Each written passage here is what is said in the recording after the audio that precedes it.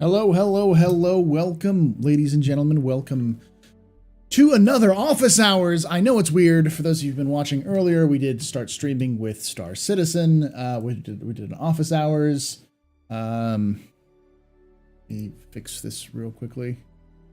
I also screwed up something.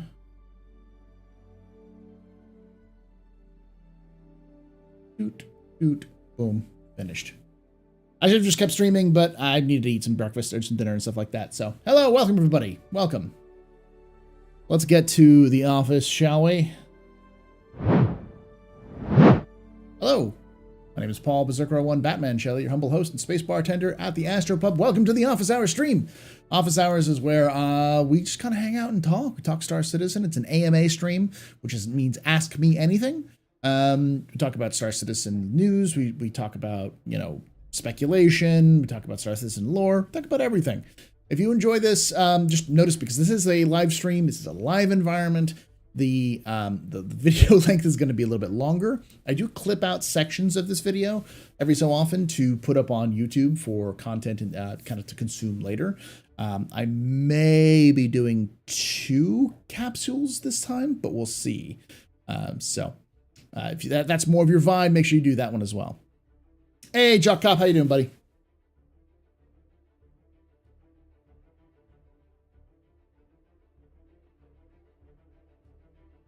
Hey, Victoria, how you doing? I'm gonna ruin my my numbers, but it's all right. I'm just trying to get more stuff out there. So, it's not gonna be this video, but it will be the monthly report. You're watching this right now. I am doing a giveaway for a Talon LTI game package with the Alien Week skin. That will be given away on the monthly report video. So make sure you're there. You make sure you're watching it. I will be drawing that winner next Office Hours. So make sure you keep an eye out for that video. Okay. I'll tell you what you need to put down. You need to type something out in chat in the comments. Make sure you leave it in the comments, and that way you get entered to win. Hey, Tim. Living the 1:30 a.m. dream. Oh, God. Hey, Flabod. Hey, Dante. Tim. Lisa Simpson Liberal. 4.0 Poggers. Cope. All of the cope for 4.0. I actually haven't gone through the whole thing yet, so we'll have to see what it is.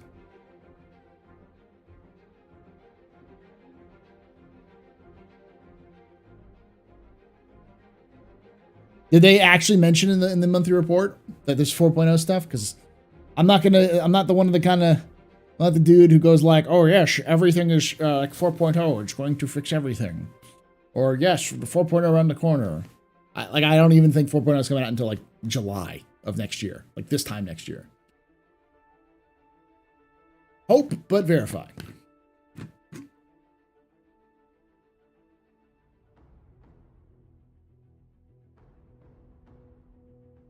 Robert Vaughn, how you doing, buddy? Hey, Hefe. So the topics for today are going to be the roadmap update, which is actually a pretty big one. It's a big content update. And then the monthly report, and then we'll also talk about some other stuff as well. Hey, Hawkjo. G4.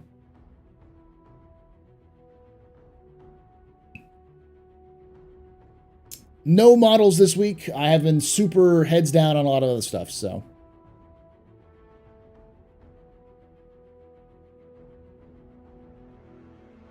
Yeah, they'll do a Road to 4.0 series, for sure. I imagine we'll get a Road to 4.0 for around CitizenCon of this year.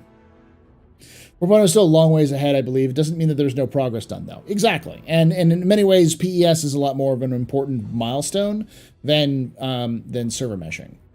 Simply because PES allows for the game to become more real. Server meshing just allows for more systems and more players in the game, which is nice, but the real thing that makes Star Citizen function better will be persistent entity streaming. That's like kind of the foundation of the game. Oh, that's why the people were talking about 4.0 cope. Okay. That they said they're going to do a road to 4.0. Okay, I'll bring that up. Was that in the roadmap update? Roadmap roundup? Pull that up.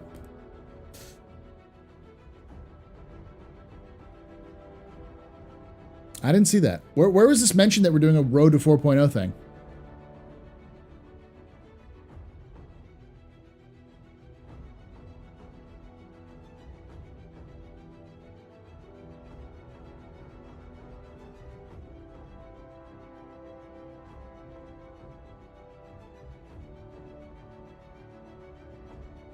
Because I'm reading the top. The top is every 2 weeks we accompany the roadmap roundup with a brief explanatory note that gives you an insight into the decision making that led to the changes.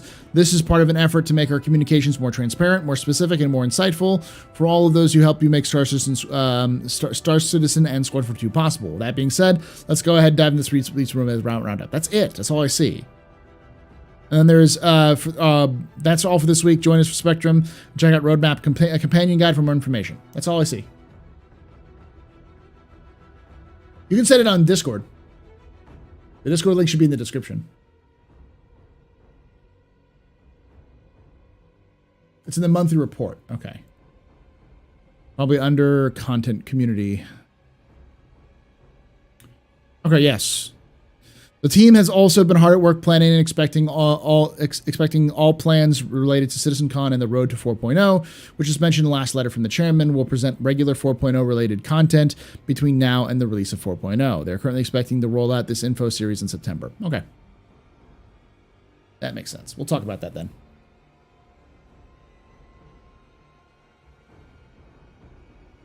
Yes, the monthly report. Yeah, I get it. Yeah, just in general, like, I know people see me as like this white knight, but I just tend to, personally, I tend to view the development more in the mindset of, I cannot physically change CIG. CIG is either going to make this succeed or make this fail. Nothing I can do can change that. I can't apply pressure. I am not a big YouTuber or content creator, regardless of what people think. I'm a very small person and I'm a big person, but I'm a very small creator in a very big pond. And if much bigger creators than me have applied pressure and it's done nothing, I can't do much. I can comment what I can see, but I don't see much constructiveness in being super hypercritical about things that I just can't change. A white museum. I'm very white, that's for sure, but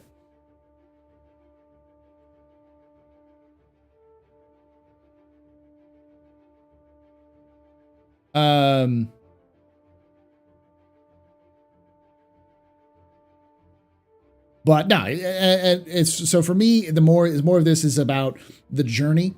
The destination's important, but the journey is there as well. And I want to keep people as informed as possible based off of what I see and use my best estimate and best judgments, which so far has been pretty okay.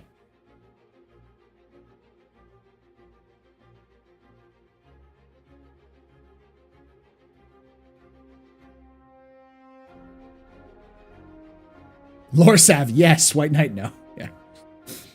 So when I say, for instance, I expect 4.0 to come out in July at the earliest, but probably more like September of next year, that's because CIG has this bad habit of only doing one major update per year.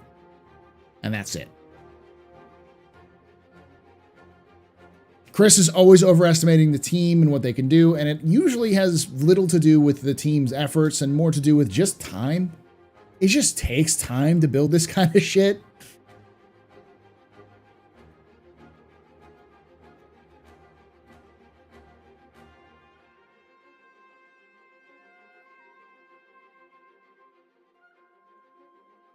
I forget where I heard it, but trust but verify is I remember, I don't remember where I heard it first. It might have been a movie or a television show, but trust but verify is a good way to live by.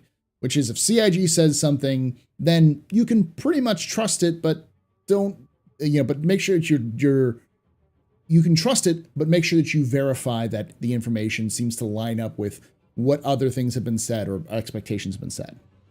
Like, for instance, Chris Roberts saying that they think they're going to get 4.0 out by the end of the year in terms of Evocati, but it's likely going to be in September or in spring. Chris Roberts has said that before with PES and 4.0.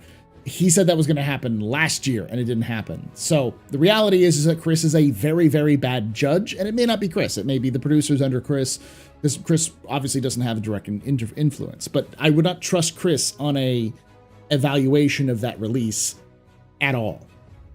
The closer it is to release, the more accurate it is. But something like 4.0, which is so far away, nah.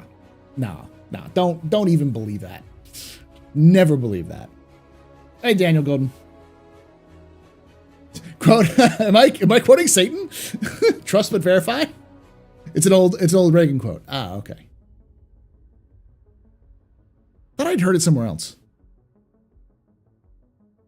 I guess I am quoting Satan.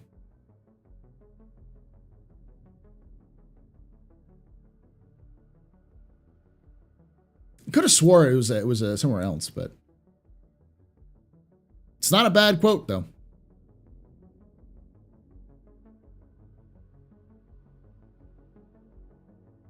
Just so people remember, has anyone ever played Regional Elite? Remember to get Elite Dangerous took 20 years. I rest my case. Yeah, it takes a while. It'd be nice if we get more timelines from from the devs instead of Chris. They know about when they're day-to-day than the big hype man. I wouldn't be surprised if the devs were about the same, because we actually did get dates about server meshing and PES from the devs directly last year, and they were wrong, because they said they thought they could get PES done by spring of this year and 4.0 done by fall of this year, both of which were wrong. We're getting PES by fall of this year and maybe server meshing by spring of next year. I don't think Chris just comes out there and hypes. I think Chris legitimately takes information he gets from his devs and puts it out there. The question is more, do people fluff up Chris because they want to make sure that Chris feels better about the estimation so they don't get fired? Or is it just legitimate, we fuck up?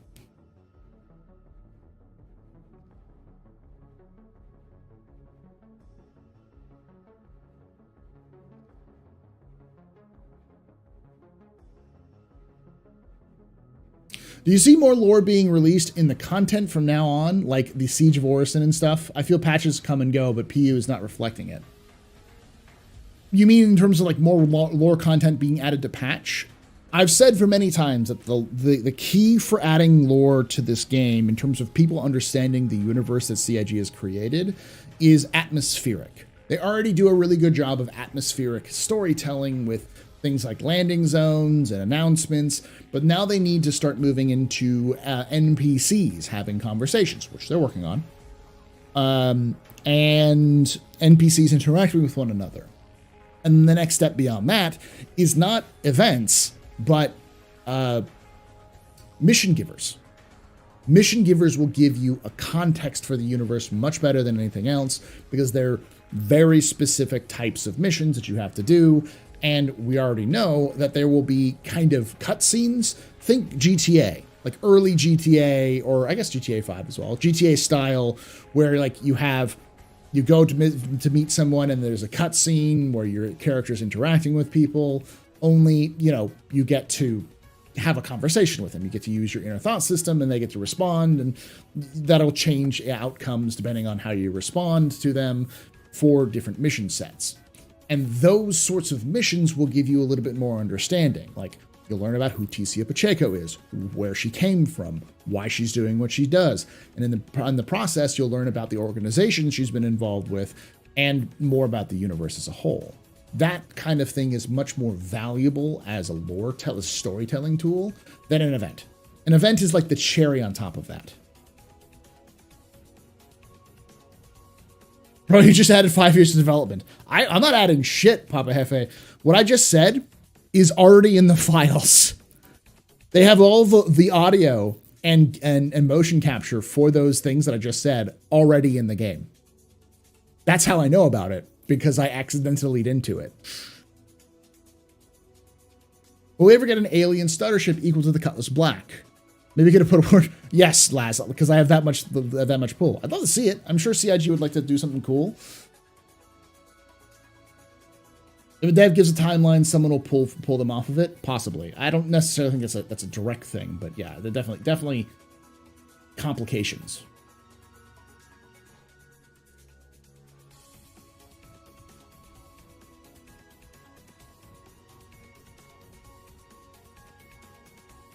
Yeah, what I just said is something that's already in the game.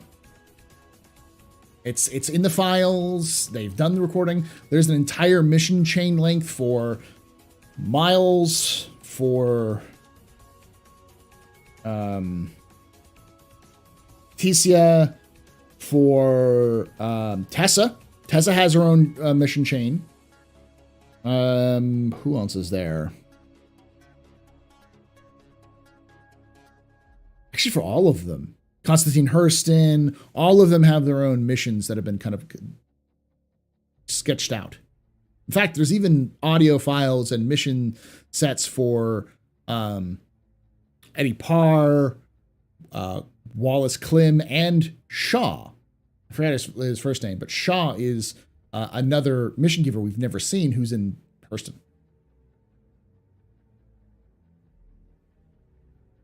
It would be cool if there was a game, TV, news you could watch. CIG could use YouTubers or creators to make the shows. They could do it themselves. It wouldn't be too difficult. I say not too difficult, but like they have entire teams that work on CGI stuff, like their own like cutscenes and stuff like that. They could do it. It just would take them paying an actor to do so, and it would require likely a lot of not an insignificant amount of effort. But they could also do it patch to patch. So like every major patch you have, you change the news to whatever the latest news is.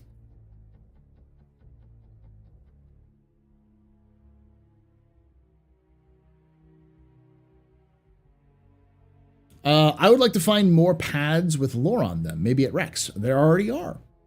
Especially the latest patch, 3.17.2, has actual data pads which you can pick up and add to your journal. The problem is that the Moby-Glass is hot garbage, so no one ever looks at their journal.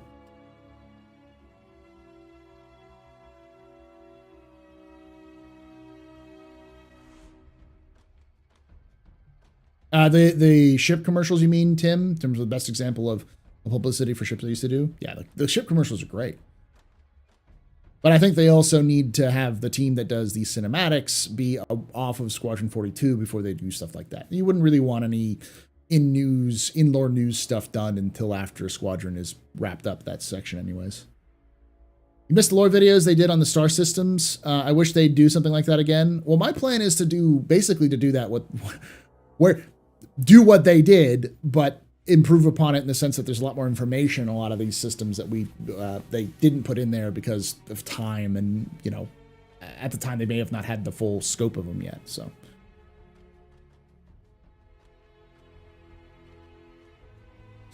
yeah, CGI cutscene of recorded lore would be sick. It would be, but it would be very complicated. That would be very expensive because you have to bring in an actor to do the full mocap and a voice actor to do the voice lines. And for just a single mission, that's very expensive. You want to fly into Pyro and find Jax McCleary? Be interesting. Hey, Belty. Now that mining has full range of ground, small, medium, large, and capital ships, it'll be interesting where they go with it next. Probably just more diversification. So like medium, small, large, in different versions of them that do different things. Do you think they will continue the minor patches with a lot of minor content in place of major patches? I would prefer that. I mean, I have been a vocal proponent of 3 patches per year, major patches per year, because I feel like it's probably better, not only for the content, but also for the team that are developing the game and for the players themselves. Because if we, instead of having them crunch and, between November and December with a major patch, having whatever major patch was in the fall, CitizenCon patch but dot 3 with just some quality of life updates would be a far better end of the year send off than having to put out a brand new patch, which is broken and very barely scrapes the surface of what they have to do. For those of you who don't know, CIG always has, let me do what I usually do. I can tell you, I could type into my psychic senses and tell you exactly when the last patch of the year is going to happen. It's going to happen sometime between December 17th and December 21st, 2022. I'm sorry, December 16th and December 21st. How do I know that range? Because CIG goes on a 3-week holiday right before Christmas. Probably on the 23rd will be when they start. So the 23rd of December is the last day they have in the office. That means any patch that's going into the game before the end of the year is going to have to go in before the 23rd. Which is unique to the last patch of the year. Every other patch has that wiggle room to slip if it needs to. That patch doesn't. So as always, the fourth quarter patch is almost always a bare bones, stripped down, garbage level, or just quality of life patch. Like last year, I believe the 3.16 patch wasn't actually 3.16, it was 3.15. The same architecture that they just called 3.16.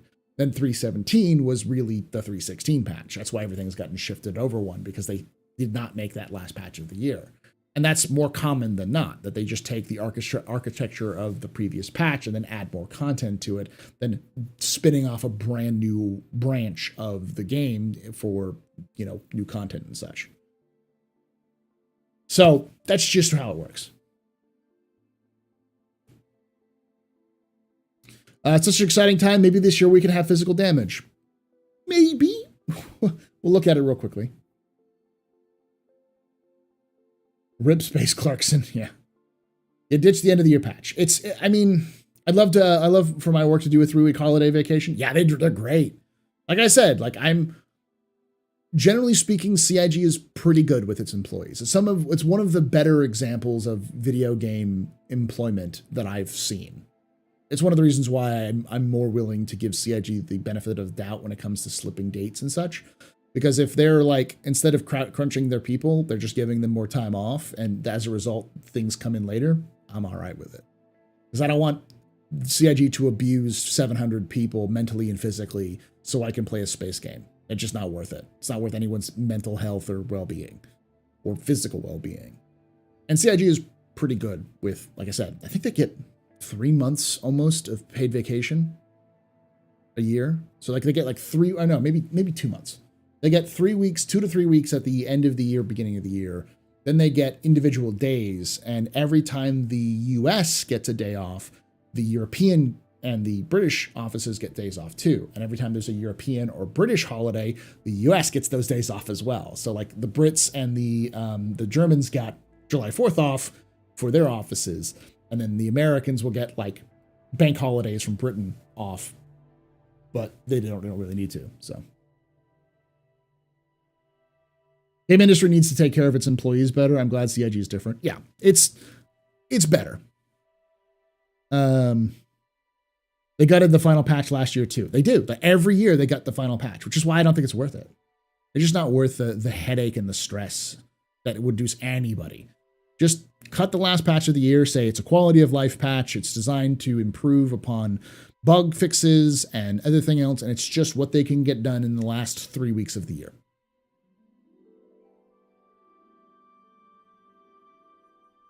Hey, Morgoth. Well said, Paul. Good perspective. It's just a game. Not worth burning through people for. That's not worth anyone's life.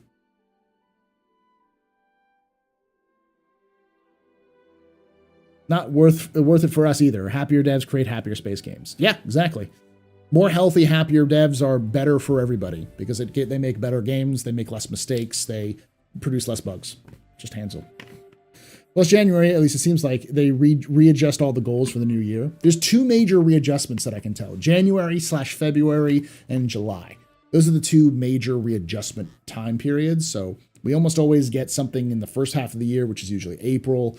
And then the second half of the year, we get something like July for the second patch. And then they do a third, the end of the year, they do like right after that second patch or right before that second patch, they set ideals and goals for the fall, and that's in the fall. The winter patch always falls apart every time. Yes, which is the reason why we're seeing one of the reasons why CIG stopped giving us long-term goals for the roadmap, because what we see right now is shit disappearing from the roadmap that doesn't matter. Shit that like they would never have accomplished anyways, but they thought they might have gotten accomplished if they got X, Y, or Z done in the spring patch.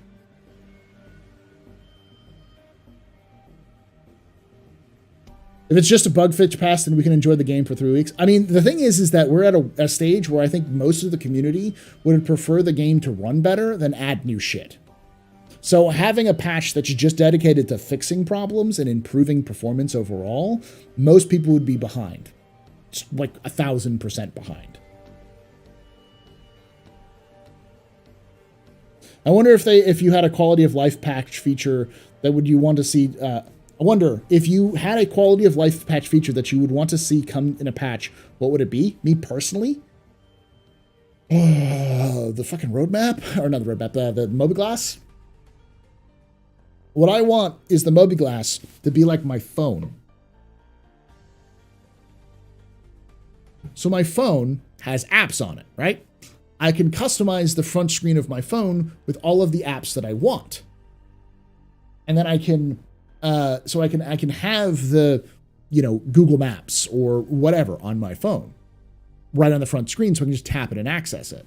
Mobiglass should be the same thing. I should have apps that I actually use on that front home screen and not have 1,000 apps that I don't give a shit about.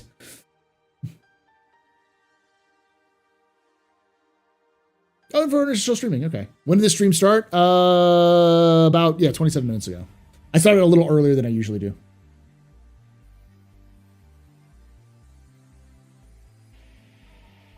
Yeah, the game needs more polishing than ever. Well, it's a weird part because like Star Citizen is at a stage where it's becoming more popular than ever. And the game is also reaching a point where there's really not much to be added in terms of fundamental gameplay changes.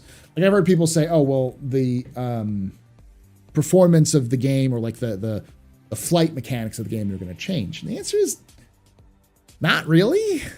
The flight mechanics of the game are going to change, but that has more to do with like small tweaks, not fundamental gaping changes. Like for those of you who don't know, we used to have effectively a cruise mode that you could go into. It's called, I think it was just Super Cruise. Might have been something else, but you could go into cruise mode, which would get you, make you go faster versus like combat mode. There were like separate modes you'd go into for travel, and then you had quantum travel. And we still have that sort of, but we have SCM, and then we can boost above it. And I think that any of the changes they're going to make is probably not going to be that drastic. Imagine having reputation locked apps available through reach a certain rep. I'd love it. Reputation, just inject that shit in my veins. Reputation, baby. Waiting for it. I'm such a sucker for that damn stuff because reputation, as I've said before, is the basis of all future lore and stories in the verse. It's how your interesting stories are going to be told. The bad old days, man. The bad old days. I've heard so many people pine for the good old days of content back, and I'm like, nah, Star Citizen's always sucked in the past. Every new patch has improved Star Citizen significantly. Even hover mode was sucked. It was an improvement, but it also sucked, which is why they changed it. Hover mode was a good idea, but it just got to be attacked in a different way. And it's been slowly chipped away. I can't wait for the helmet UI and animations. Yeah, that stuff's going to be good. Do you have reputation? Be cooler if you did. Well, the thing about it is that like reputation at its core is telling the story of your life. Because who tells the stories of our own personal lives? We don't. We die long before anyone will pass on stories. I mean, we tell our own stories, obviously, but other people have to listen to us, and then they pass that story along as well.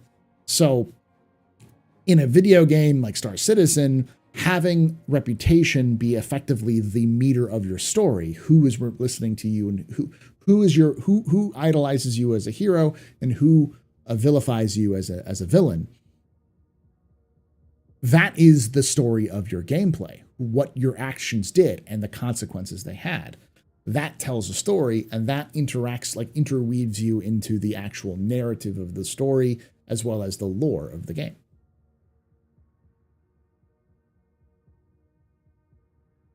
The minor patch I would like to see is being able to customize the ship UI color. I'd love to see that too. That's a pretty minor thing, but I can imagine any of this stuff is not minor in gameplay perspectives. It takes a lot of work, but it's definitely not as important as you think, or not as difficult as like PES, or server meshing, or building a new ship.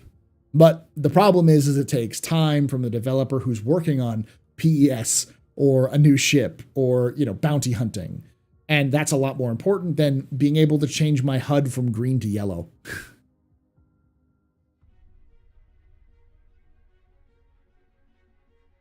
Are they planning a ship UI color to be tied to the manufacturer? No, they're planning on the ship UI style to be tied to the manufacturer.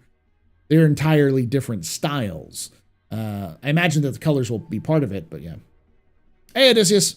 Do you think the model of the technically major updates like 3.18 every 6 months alternating with pure content updates like 3.17 could be a good release model to try CIG even after 4.0? Yes, we were just talking about it, Odysseus, that like I'm down for three patches a year. I'd like to have 3 patches a year with dot updates rather than 4, because I think the last patch of the year sucks. It's just terrible. It's a waste of everyone's time and effort. I will say this again. This is my opinion.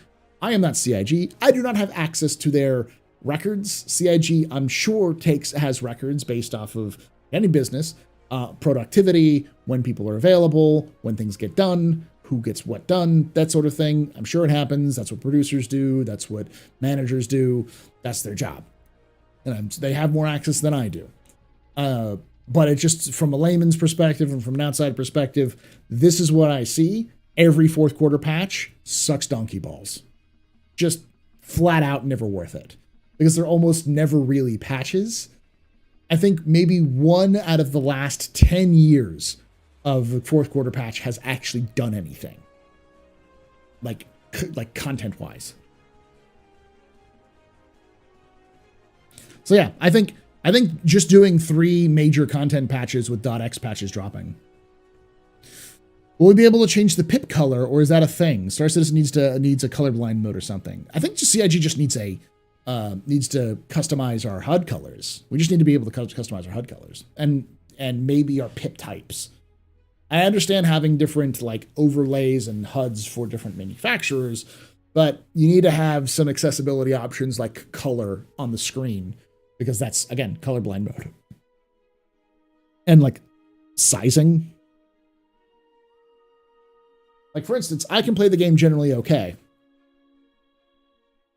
And if I have my glasses on, I can play it a little bit better. But I don't like wearing my glasses when I game, especially when like there's a big, thing in front of me.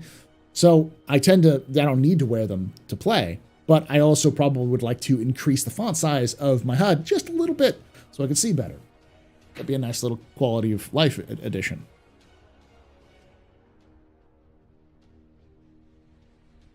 We also need a def mode. There's more things they could do, but I get why they're not priorities, because those are nice to haves at the end of the gameplay cycle. But again, we're coming up to that time. CIG is Star Citizen is threatening to be a game. All right? That's what's happening. Star Citizen is threatening to be a game. I don't think CIG's ready for it. I don't think we're ready for it. I don't think anyone's ready for when Star Citizen suddenly is like, oh shit, I'm a game now.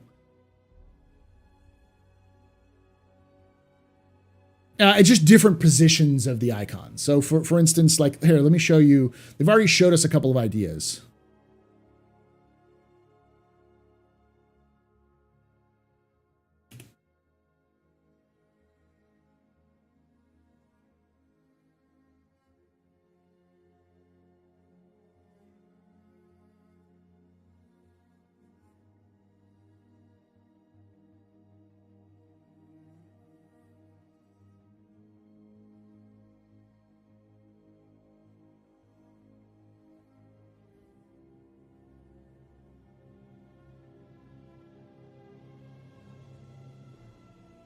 This is from last year.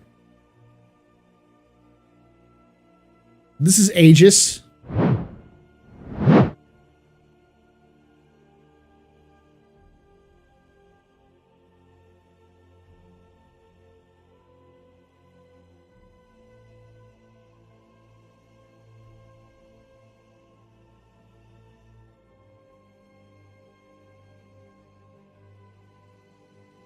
These are some tests that they were doing. See, they have different kind of MFDs. They have different kind of control screens. These are all different work in progress trials. And then this is the new Drake HUD. You can see how each end manufacturer is going to have a different HUD for its ships. So you'll see different like design styles, different unique aspects for each ship, which makes sense. Not every ship is going to be exactly the same, but like Drake, this will be like you'll see on a Cutlass or a Buccaneer or that kind of stuff. Whereas the other ones you'll see on Aegis ships. The one we have right now is just the basic building blocks version that they started with. So these are all of obviously concepts. Not final implementations, but that's the goal, is to have all of them to be different. So each manufacturer has its own unique HUD design, but the colors and other things should be manipulable. Should be changeable.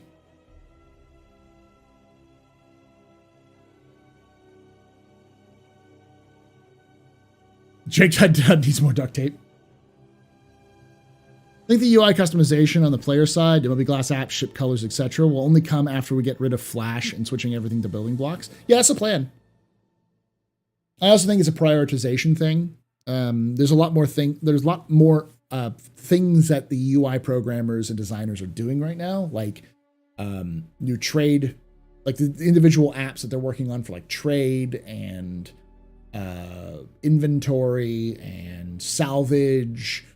All of these things need to get done before they go back and like fix the HUDs for all the ships, because the HUDs are fine. They work, which is what they need to be right now. Get back into alpha with you. How dare they threaten us with being a game? The thing is I say it's threatening to be a game because like we're going to not too far away, maybe a year from now, we're going to wake up and find out that Star Citizen's a fucking game. And I know it's hard to like quantify what I just said, but you'll see what I mean. I've had that experience before with DayZ and Kerbal Space Program, where just something happened. You're like, holy shit, this is a game now, isn't it? Like this is a thing. This exists as a video game. It's not just an idea or a concept or a bunch of programmers fucking around and trying to see what they can do. Like this is like you can see a progression.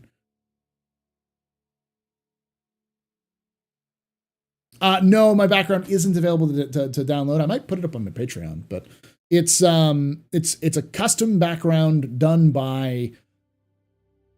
I feel so bad about it because I forgot who gave it to me. It's a fan made this. He was working on like a Blender or a 3D like class, and he's like, hey, I'll make a background for Paul. It's like this is actually concept art from Pyro, but the rest of this stuff was all made by them. No, the Jesus patch doesn't exist. I thought it was your house for some reason. It is my house. It's just my house in Pyro. Isn't it becoming a game? Is that like your childhood friend suddenly becoming smoking hot after a summer? It's exactly how that works. It's your childhood friend showing up and you being like, wow, what did you get? When did you grow up? What did I grow up? What the hell's going on? People will have to stop saying a scam now. Nah, people will always say it's a scam. Star Citizen could be released 1.0 with all the features they want, and people would still be moving them fucking goalposts, because people move goalposts all the time because people don't have fucking lives.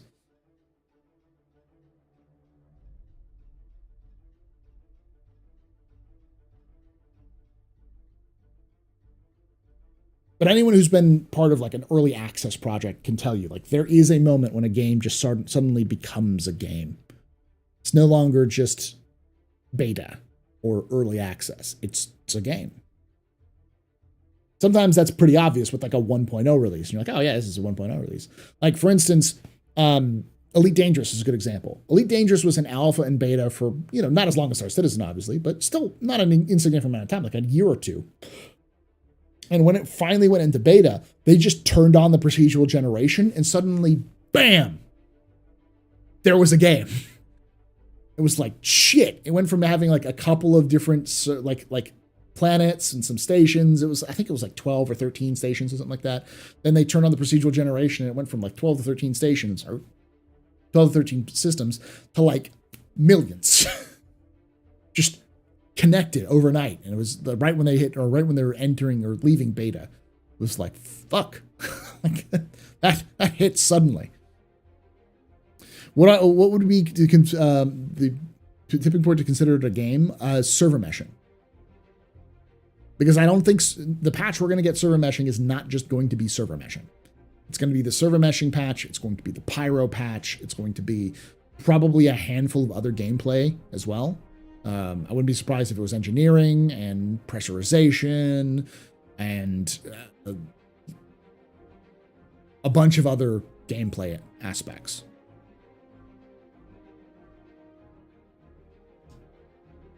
Star Citizen will become a game and there's no looming wipes or missing gameplay loops.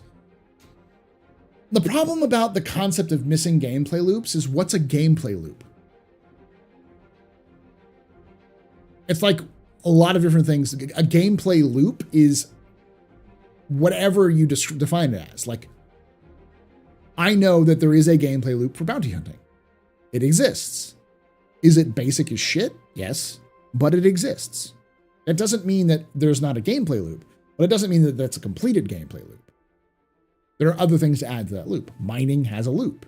It exists. Is it done? No, there's more things that are going to be added over time, but it's done. And CIG is never going to finish mining. They're always going to add more features to it to make it better over time, or make it more interesting, or that sort of thing. More ships, more gadgets, whatever.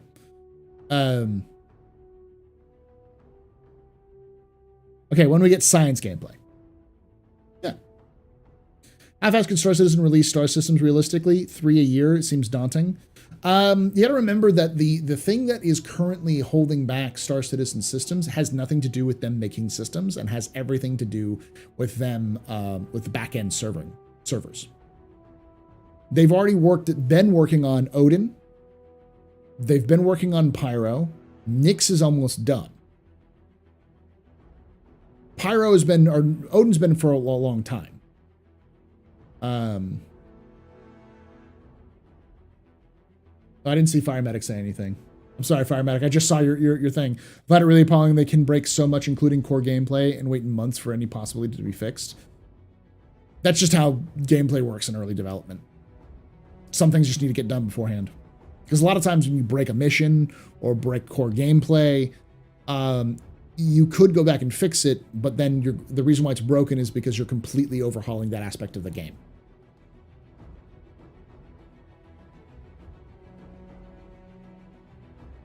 That's a fair point. Complete enough gameplay loops, at least version 2, I guess. I mean, the problem is that I don't see CIG not adding more gameplay loops over time, and I completely lost the thought. Oh, Star Systems.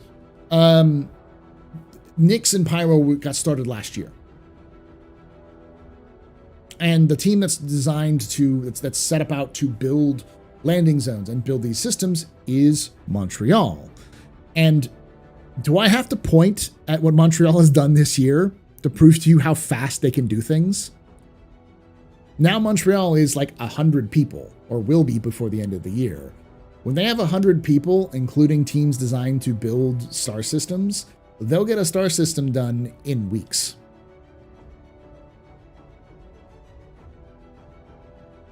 And that team, once we'll get the star system done, we'll just move on to the next star system.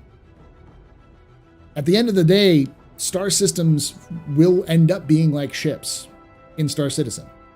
2 to 3 per patch, eventually. And the reality is that the lore and the way that they've built the universe, most of Star Citizen systems are uninhabited or sparsely inhabited. Here's a couple of examples just in the area of Stanton, around Stanton. Magnus, pretty uninhabited. Nemo is fairly inhabited, but it's only one landing zone. Nexus, lawless war zone. Pyro, obviously, sort of inhabited, lawless war zone. Nyx, almost abandoned, one landing zone.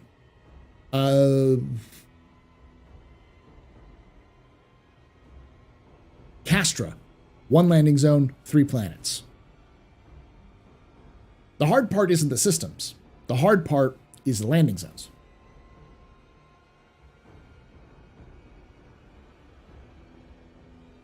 There's not 1,000 systems, 100 systems. There's only 100 systems in the game. I think maybe a little over 100.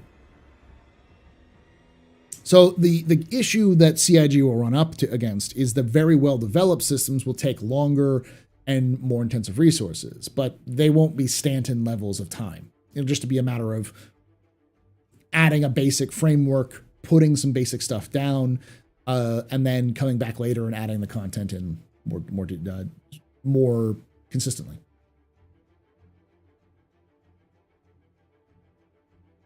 They can add points of interest in systems after they get released. Yeah, that's true. That's the thing. They can easily just release the systems and put them out there. Capital ships take 18 months of concentrated work, though. An inhabited system seems far more complex. Not really. Capital ships require you to have thorough gameplay, like it require you to walk down those corridors. You have to figure out the gameplay for those capital ships. You have to figure where the locations are, and that you have to sketch out the entire interiors. With a system, they procedurally generate the systems. All planets are procedurally generated. And then they go back through the procedural generated systems, like planets, and add in points of interest and do some minor sculpting to make it a little bit more unique. They've already said that they've been able to do an entire system they did entire, pretty much all of Pyro in like a month. The problem is with Pyro was not the Pyro system being done. It's Pyro, it's like Ruined Station, and a bunch of other assets they had to make for a pirate system or for a more lawless system.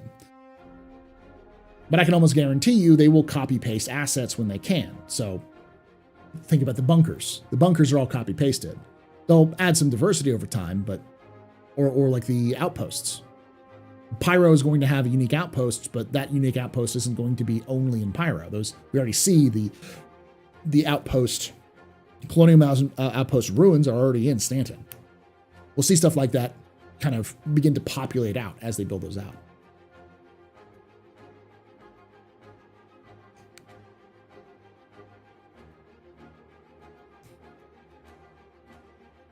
Yeah, you also have to think about capital ships have to have a destruction state.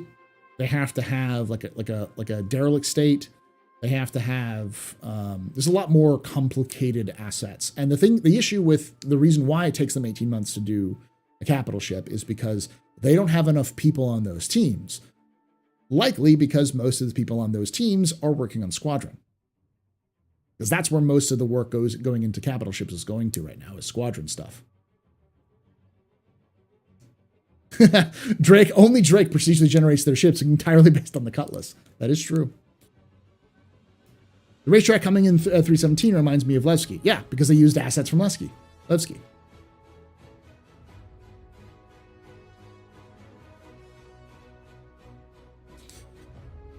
I think people forget that the large amount of time spent in Stanton was setting up the game code base and B, the tools and content pipelines. Yeah. Now, I would compare a landing zone to a capital ship because they are very similar. The difference is that there is no damage states for a landing zone. And we can see, like, Siege of Orison has been around for maybe 6 months in terms of the design phase. And they just took the assets they'd already developed for Orison and kind of reworked them. So, what's my favorite star system? I'm going to do cop-out Hades. Hades is the favorite star system because I like archaeology stuff. Close second would be Nexus or Magnus, just because of the history. The current system lore talks about quite a lot of uninhabited or resourceless planets, but I wouldn't be surprised if CIG wanted to consolidate uninhabited planets with outposts or resources. to exploit. They've reckoned that that with pyro lore, especially in relation to pyro mining sources. As Disco often minds us, even the lore is in concept. That is true. The reason why most of the planets are desolate or barren has to do with CIG developed the lore before they thought they could land on planets. People forget that landing on planets was a post-release concept. And then Frankfurt showed up and said, bitch, please. And then that has delayed Star Citizen's release by 5-6 years. Like, whenever that happened in 2016, 2015 or 2016, the people of the planet, that whole thing happened in 2016. From then to whenever Star Citizen is, or like Squadron 42 releases, is how long that whole feature delayed the entire game. Easily 5 to 10 years. That feature alone, procedurally landing on planets, completely changed the game entirely from the ground up. CIG will never admit it until after the fact, but it 100% changed everything.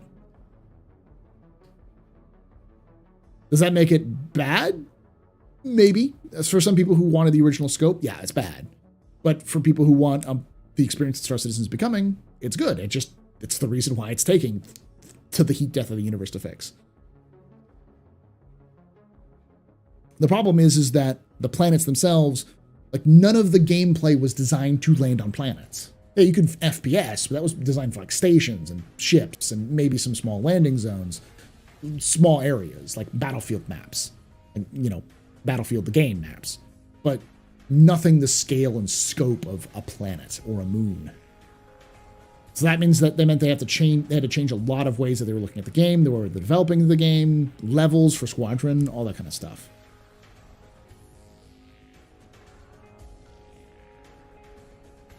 And that's why 2017 sucked ass. Yeah. Well, whatever. It's the transition from between 2.0 to 3.0. That sucked ass. Was that 2016 or 2017? I want to say that was 2016, but yeah.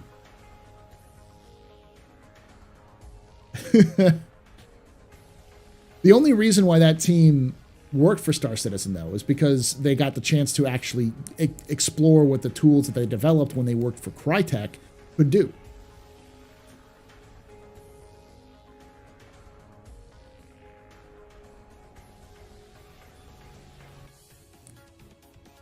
I don't know if it's groundbreaking for the video game industry, but it definitely shows the power of the Cry engine and it shows you the ability, shows that you can scale games at that size without losing a ton of fidelity. Question: so who really wanted this scope? Was it CR or the community? I think both, honestly. It was both. Chris wanted it, obviously. That's why he put it up to a vote. But the community was 100% behind it in the first place. But Chris openly said that that the game was like landing on planets was a post-release feature. That was not going to happen when Star Citizen was first going to come out. That was going to be later, which would explain why Squadron 42, they like proudly proclaimed, answer the call 2016, because they were done or they were at a stage where they felt like they're going to be done by 2016. And when that didn't happen, because they completely changed how the game works, they didn't know how to relate that. Because admitting that planetary landings completely fucked everything up and then had to completely start over again would tell already anxious backers who are already pissed off because Elite Dangerous had already released by that point, No Man's Sky was on the way of releasing, like, that would have sent people into a tailspin of anger. Like, what? This is going to take even longer? You don't know when it's coming out? It still happened anyways, but...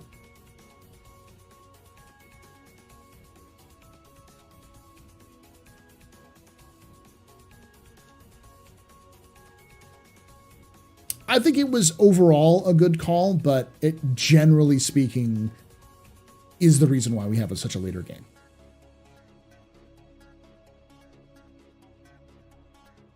It's going to make the game, it changes Star Citizen from being a game that would be like Elite Dangerous, fun, but with its expiry date, to a game that I think will likely be a cult classic well into the mid to late 21st century. I don't think it'll be wow, but I wouldn't be surprised if people were still playing Star Citizen on community-backed servers or something to the equivalent in the 2030s.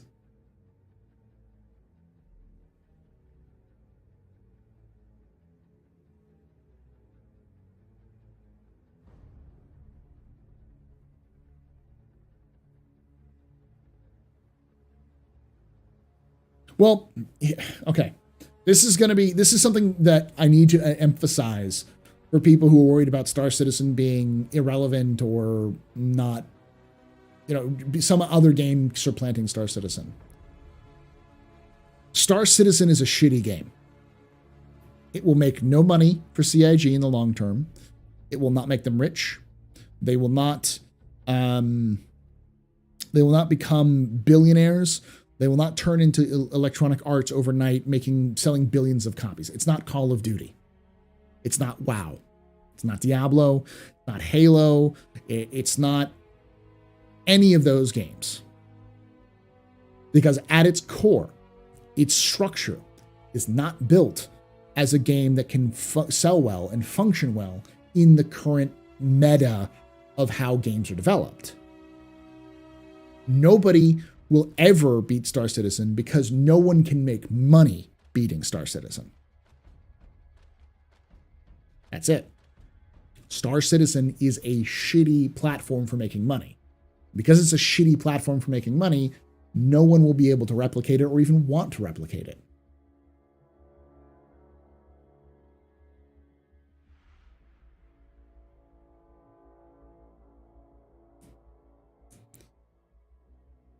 Would the polls and even the outcome have been the same if it was voters knew it was going to take so long, even if the current version of the game is already quite dreamy? I'm not sure that the voters would have been okay if the time was going to take. I think it's a little different there, Odysseus. I think most people would have been fine with it.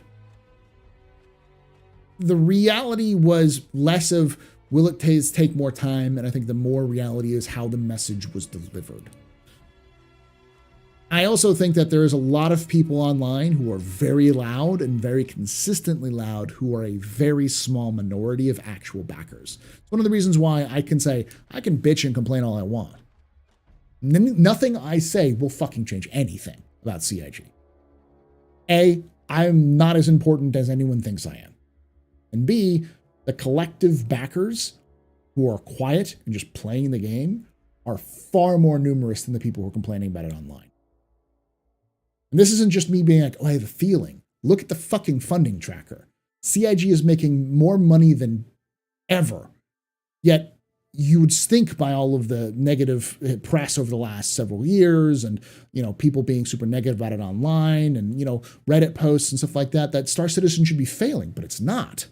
The reason why is because those people are not the majority of the people playing the game. They're a small minority that don't possibly not even make 10% of the game population. Those are what we see. That's the information we have. I think you're important. Thank you, Crystal. I think I'm important to the people who like to watch my videos, which is nice. But in this broad scheme of things, whatever I say is not going to fundamentally change the game. No matter if I like it or don't like it.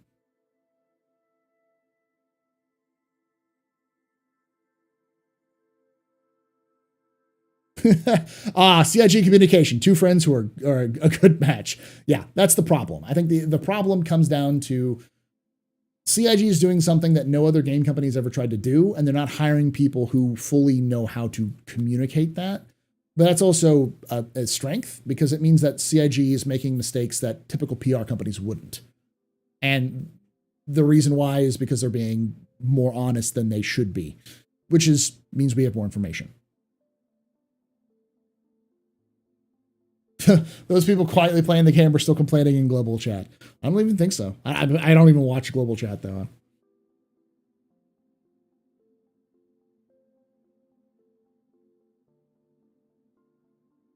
But I called for the Liberator and they made it.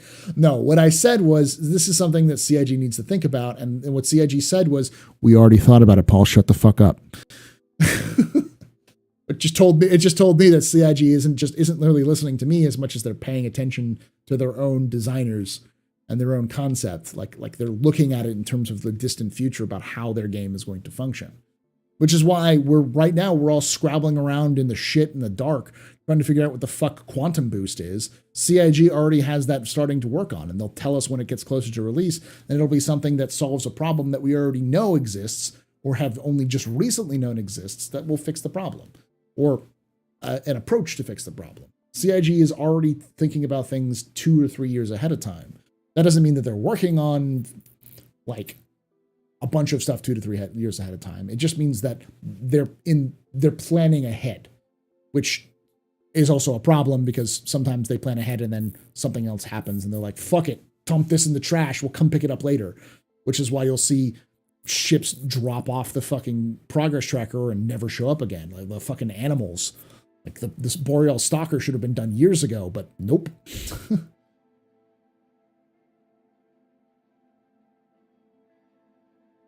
But why not communicate what the hell quantum boost is? Because it could change between now and the release.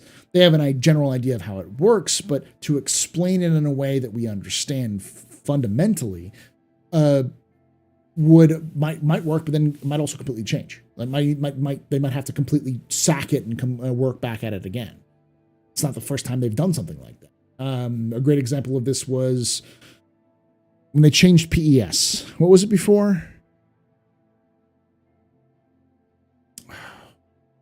Gosh, there was a name they had for it before PES, and then they changed the name to PES because that was a fundamentally different system from persistent entity streaming. iCache, yes. Like, we say, oh yeah, iCache turned into PES. No, iCache was a dead end. They tried using it, it wouldn't work, so they invented a different structure.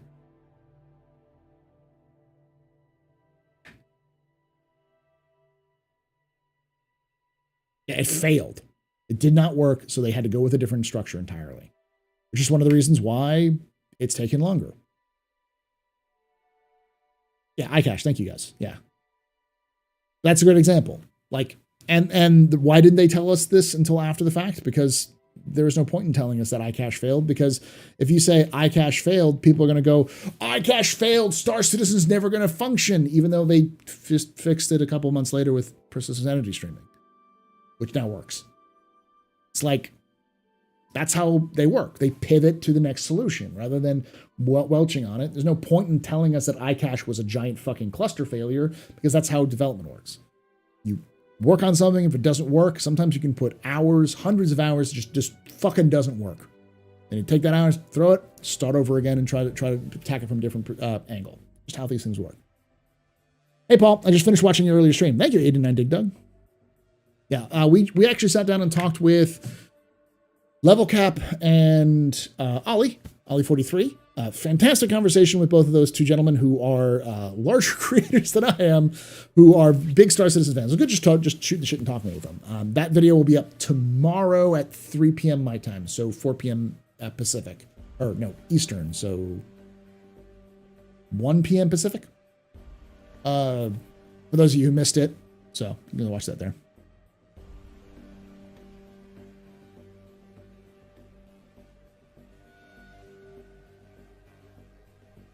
Thank you, Dan. And sometimes you learn more from failing. Now, you always learn more from failure than you do success, because you learn what doesn't work, and you learn a lot more about the stress points. I got an idea, a Warhammer game made in Star Engine. Let me tell you about the folly of Eternal Crusade, Crystal King. That was attempted, not with Star Engine. I think it was with the Space Marine engine. But Eternal Crusade was made by a company that worked for CIG. And they were working for CIG around the same time. Yeah. They left, they stopped working with CIG when CIG stopped working with third-party developers. And then they worked on them again for some stupid reason.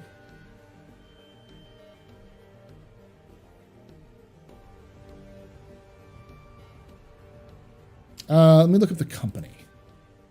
Warhammer 40K Eternal Crusade. It was developed by Behavior Interactive. Behavior. And it lasted from 2016 till...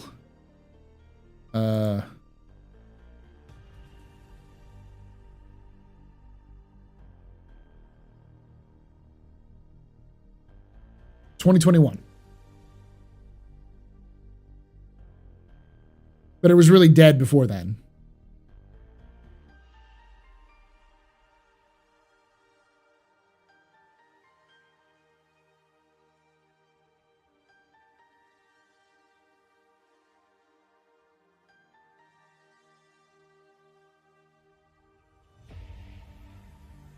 Yeah, it was made by Behavior, who worked with Star Citizen. It was one of the time back when CIG thought they could hire third-party developers to work with them to create the game, and they had a lot of problems. The only company they've really had a good working relationship with is Turbulent. The only company they've continued, and Turbulent is practically CIG at this point. Like they're the same company. Yeah. They both used to, like, Behavior worked on... What did Behavior work on?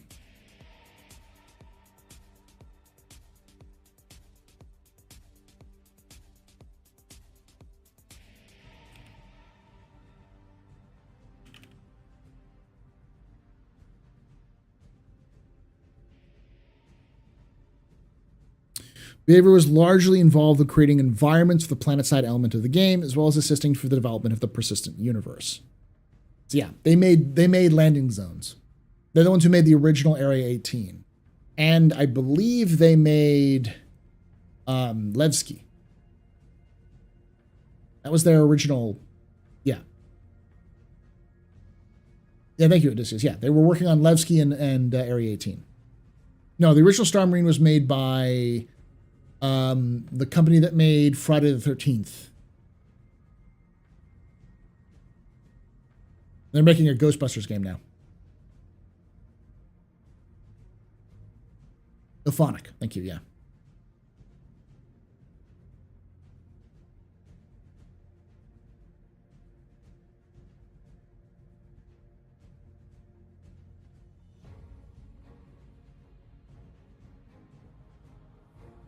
It's easy to understand the cultural differences between companies. Oh, yeah. It's easy to underestimate. Yeah, yeah. How soon after the release of Squadron 42 will players be able to play campaign, to be able to campaign against the Vanduul and the PU? Probably the same day. I wouldn't be surprised if the day Squadron 42 releases is the same day a patch releases in Star Citizen, which will include Vanduul. Or at least the patch after that. There is a system that is connected to Pyro. That is a Vanduul system. That system is Virgil. It is one jump away from Pyro. There is definitely a bordering system with the next system we're getting in game with the Vanduul system. So we're almost assured to get a Vanduul presence. Not to mention that the majority of the game for Squadron 42 takes place in, as far as we know, takes place in Odin. And if it takes place in Odin, we know that Odin has some kind of Vanduul interaction because that's part of Squadron 42.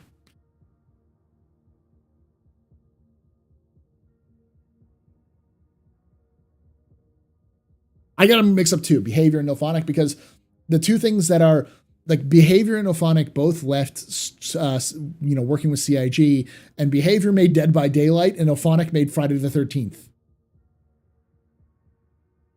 Like, both horror games, almost at the same time. I think they also did Satibal. Yeah, Ilphonic did, yeah. You think we'll ever have playable alien races? Yes, but not until after release. So, it depends on how that is for you. It'll most likely be a patch or two. I wouldn't be surprised if it was the day of the same patch.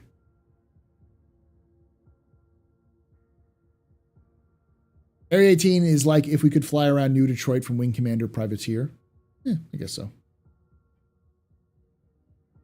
But yeah, a little after 142 releases, I'll have to see some Vanduul event in Star Citizen. I'll probably have, I can almost guarantee you that Vanduul incursions will happen as their own event that will happen at specific random events, or random occasions in various systems near Vanduul space.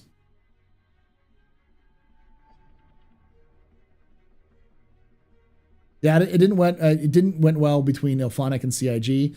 Maybe next year we'll finally be able to disactivate artificial gravity in a place like the first demo. Yeah.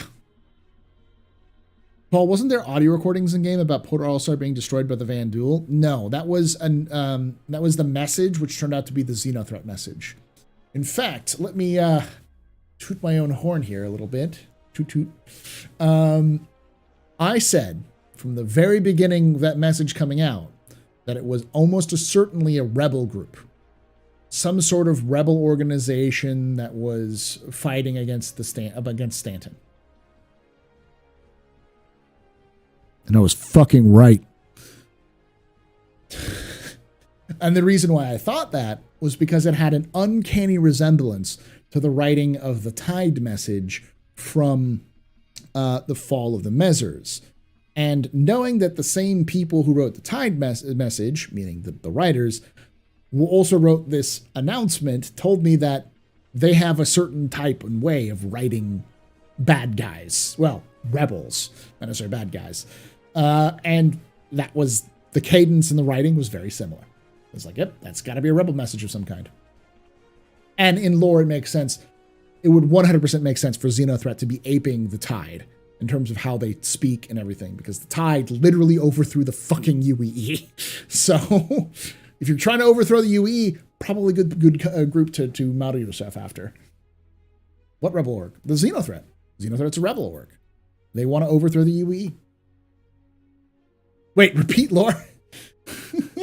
So, at the end of the 28th century, 2790s, a group of rebels calling themselves the Tide got hold of a bunch of footage of a planet called Garin 2.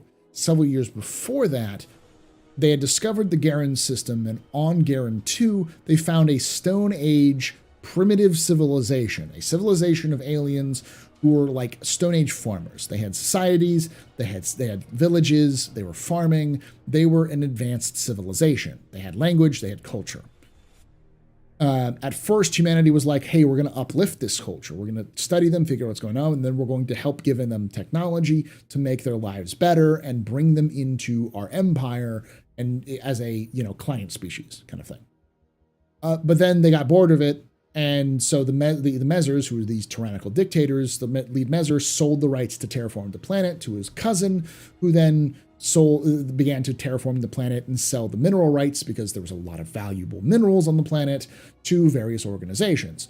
So this whole interaction was recorded, because initially the UEE government was giving scientists the ability to study the species. So the Garanites. And so they had footage, recordings, video camera setup. They recorded the callous disregard of life of the Garanites. And the lead scientist actually got the footage, gave it to the Mezzer, to Linton Mezzer, the head of the UEE, and complained that this was happening, and got himself black-bagged and thrown in prison. And then they actually got footage of the terraformation process happening, where they changed the atmosphere to be more livable to humans, choking to death the native species slowly and painfully. And then these scientists smuggled this footage out, gave it, the Tide ended up getting a hold of it. And so this Tide, this rebel group who was anti-UEE, anti-Mezzers, sent out this message across the Empire. And this was the trigger that would eventually cause the downfall of the Mezzers, the old UEE, which was this dictatorial, tyrannical regime of this one family known as the Mezzers, who were in control for hundreds of years. And out of it came the new UEE. So any group that's trying to do a fundamental change in any sort of government would probably look to the Tide, the group known as the Tide, who released this message, as a basis upon which to create their own revolutions.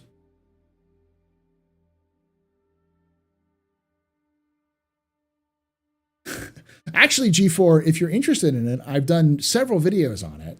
There's like 3 or 4 different videos I've done recounting the tale of the fall of the Measures and the fall of and the rise of the tide. In fact, the last video I did on the Astro Historian, YouTube and chat, and I'll put the video right up there for those of you on YouTube. I'll probably forget that, so make sure in the comments you tell me where it is.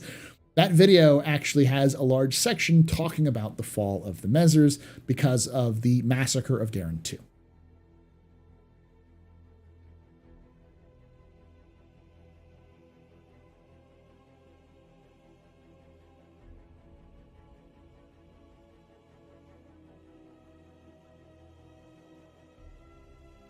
Historian men from the top. It's Paul Shelley with a chair.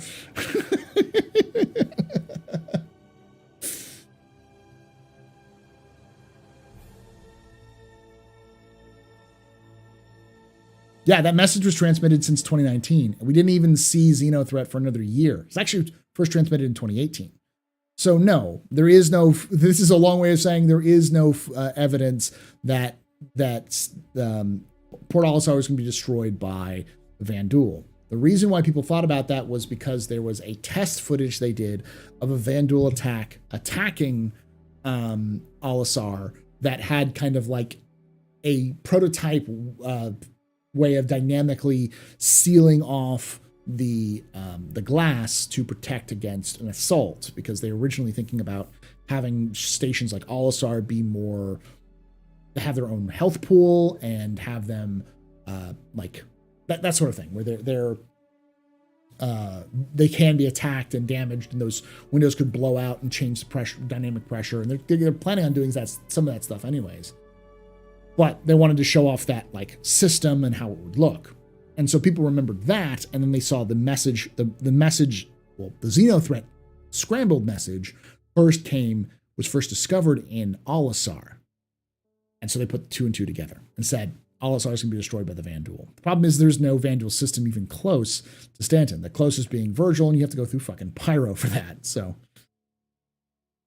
the death of the last Xian Krei Emperor and the consequences of the transition for the Fourth Imperial Age will be interesting to follow from the diplomatic geopolitical point of view between the UE and the Xian. Yeah, because it's going to lead to another civil war. There's no one else with the genetic code.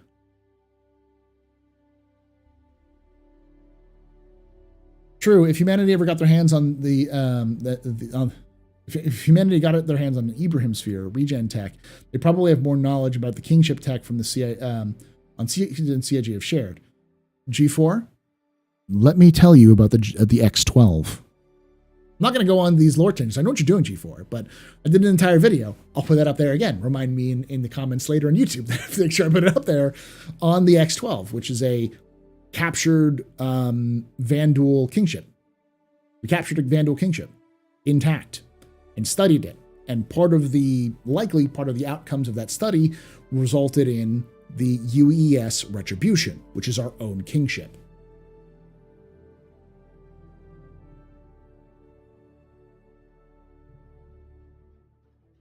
I heard pads are going away. Aren't going away. They're staying, but you can't spawn or store ships on them, but you can land and refuel without contacting ATC. Do you know if this is true? It is true in 317.2. You can refuel and repair. I don't imagine in the future you'll be able to refuel and repair on pads. Maybe refuel, but not repair.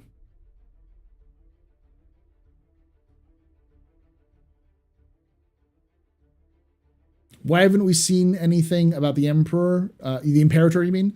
Seems like she's been kidnapped or hiding. No, she had an update recently. We get a lore update about Addison every 3 months.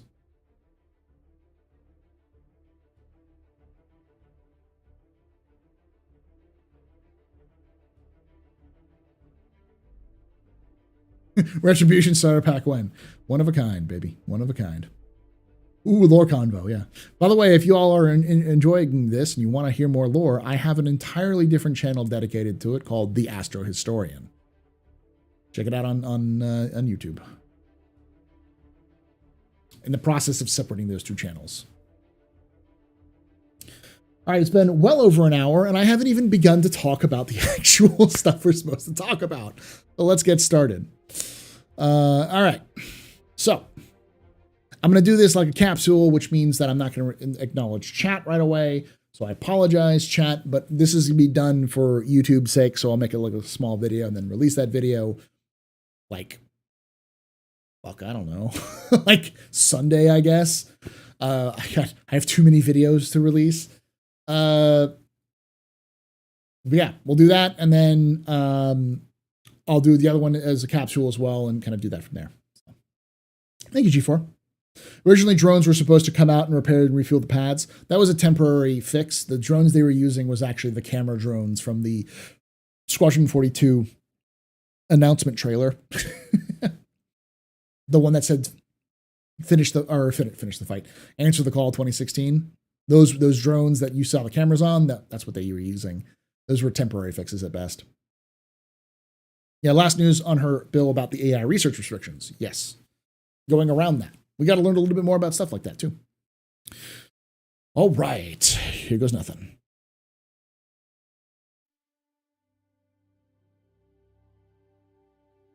Hello and welcome to a Office Hours capsule. These are small sections of my weekly Office Hours stream where you come in, we talk a little bit about Star Citizen. It's like a question and answer string in AMA. We also look at the latest news and other aspects of the game. So today we're going to be looking at the roadmap update. This is a pretty big update. Now, it's important to remember that when we're talking about roadmap updates, generally speaking, we're going to talk about progress tracker updates. And anything that's spoken about on a progress tracker is temporary. Even if something is finished in a progress tracker, it doesn't necessarily mean it will be finished and ready to go in the game. But that being said, there's a lot of stuff that we can see where they're kind of changing their directions, where they're going to move on to in the near future. So let's take a look at that. So this was released on July 6th, 2022 at 1 p.m. Central Daylight Time for the Roadmap Roundup. Happy Wednesday, everybody. Every 2 weeks, we accompany the Roadmap Update with a brief explanatory note to give you insight into the decision-making that led to any changes. This is part of an effort to make our communications more transparent, more specific, and more insightful. For all of you who help make Star Citizen and Squadron 42 possible. With that said, let's go ahead and dive into this week's Roadmap Roundup. CIG Community Team. Notable changes for July 6, 2022. Progress Tracker. With this publish, we're adding the majority of downstream teams, including schedules for Q3 2022, with the rest coming in a future publish. So this is only half of the teams, or only a small section of the teams.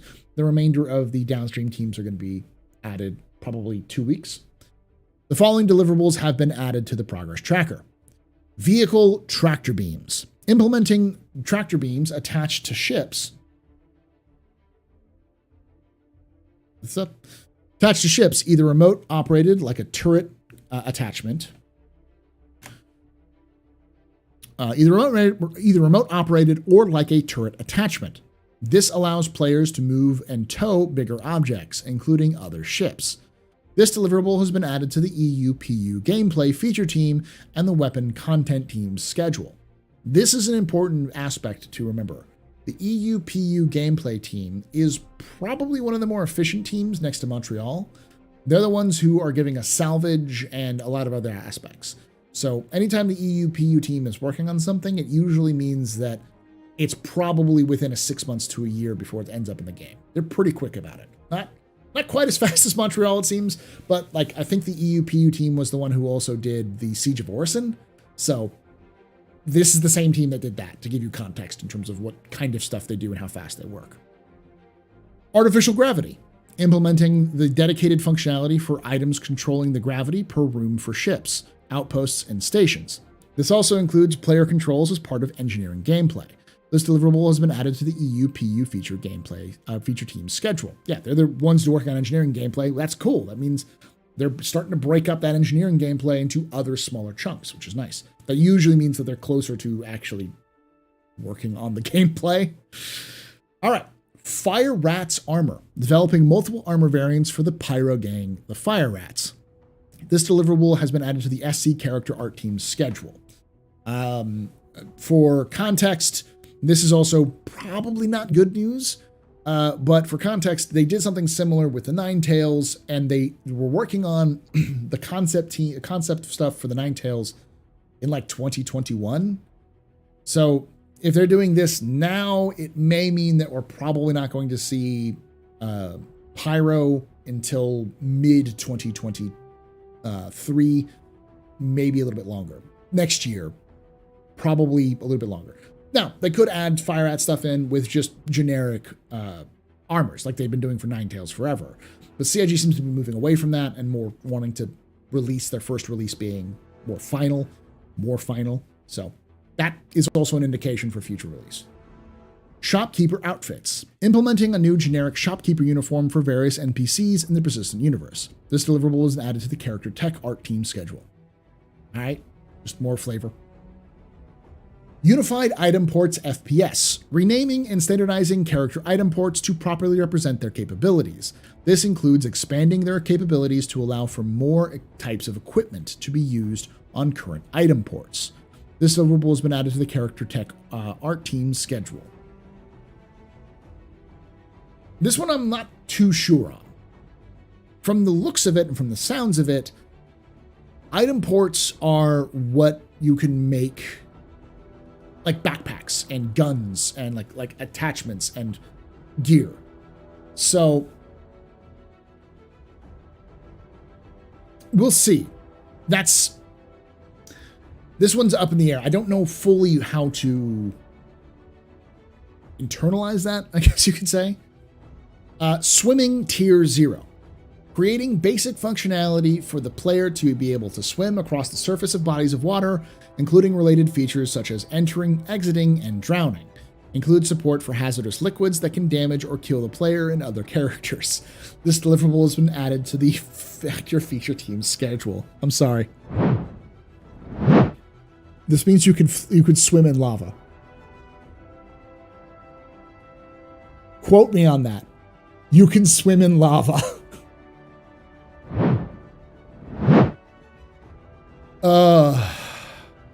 All right. AI utility. Implementing the utility AI behavior. The AI will drive vehicles, pick up, haul, and stow carryables, as well as manage the vehicle's cargo bay and inventory. This deliverable was added to the AI content team's schedule.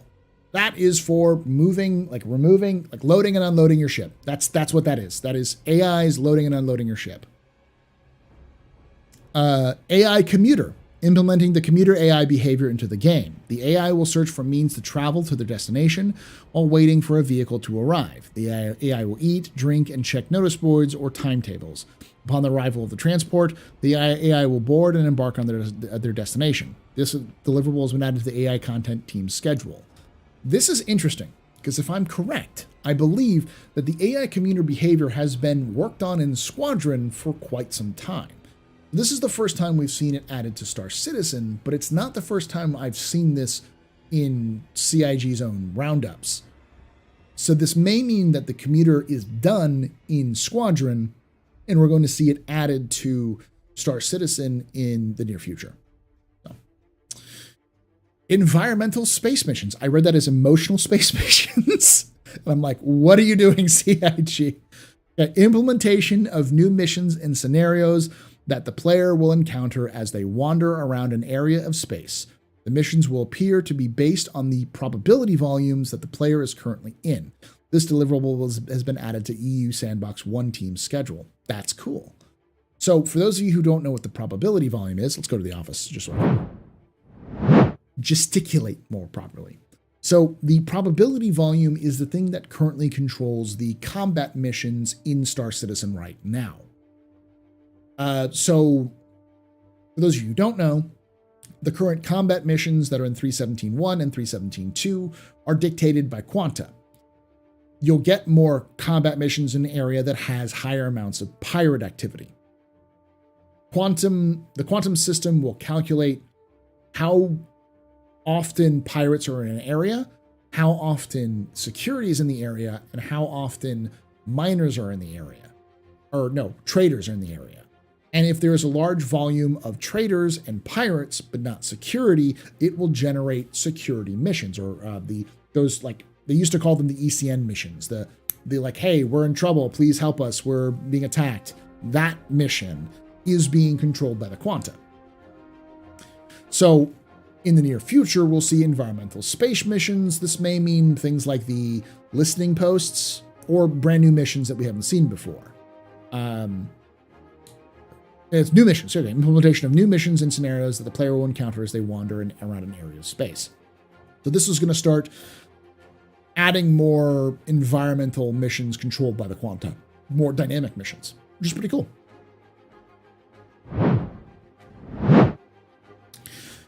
New interdiction scenarios.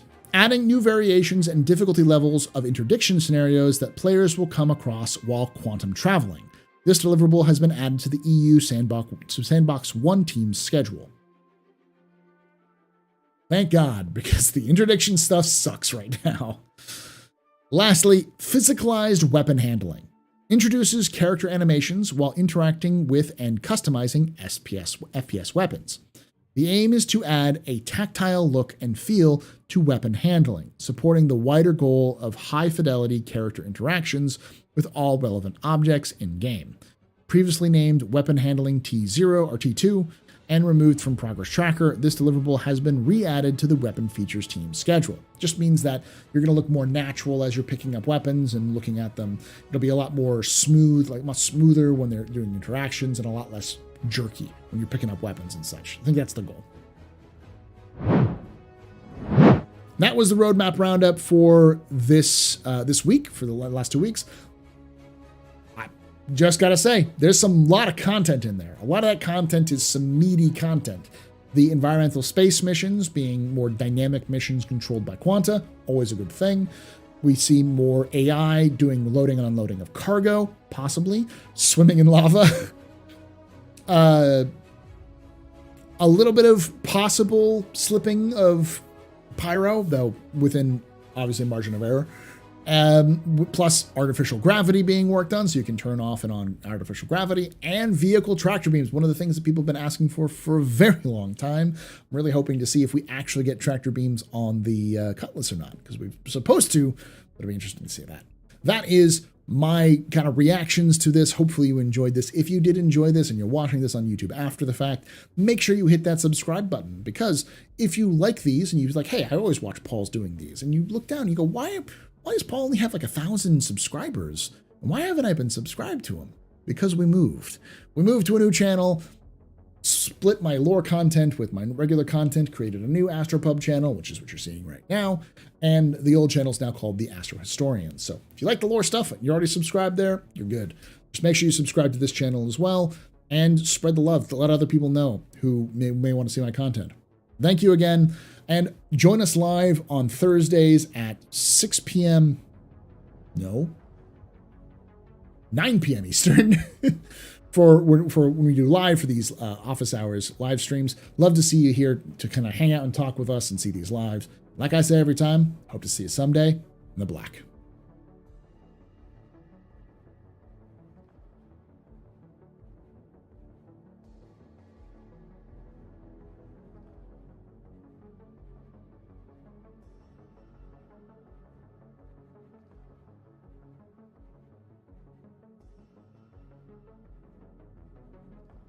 People are always confused why I do that.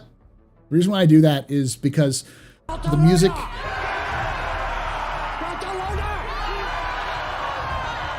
The reason why I do that is because the music in the background is playing. And as the music is playing... Good news, everyone! It ends up in the recording. Because what I'll do is just take what I just recorded... Good news, everyone! Plop it into an editing software where I already have a template set up.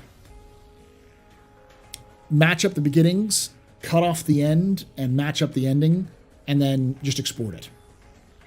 It's pretty quick, easy to make content for that kind of thing, and it looks more professional. So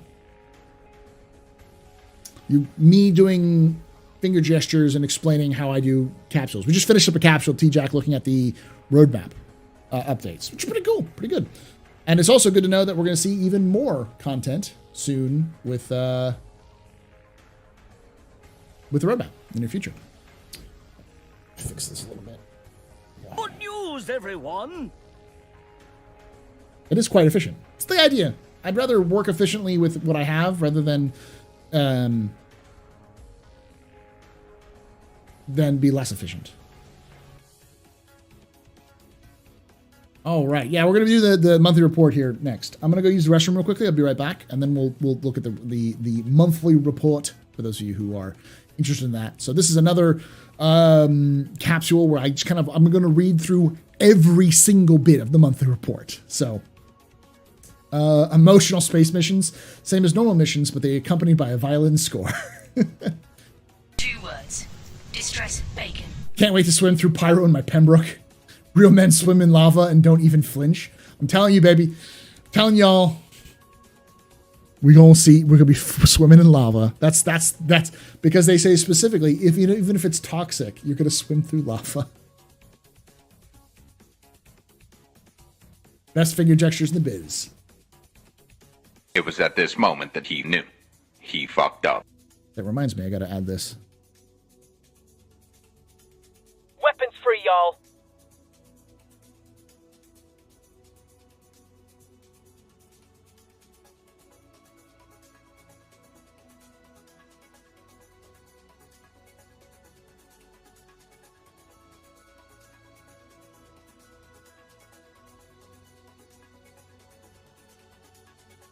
Try it again. Give me some weapons free, y'all, or new.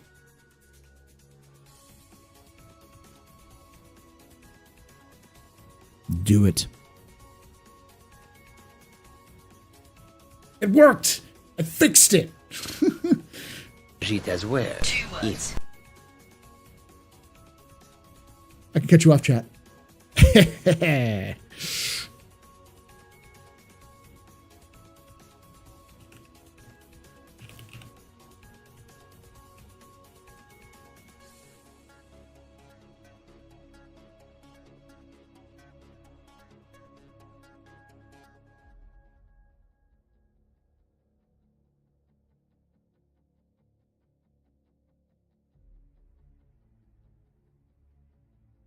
The book in the background is from Pyro with Love. Is that like the lusty Argonian maid?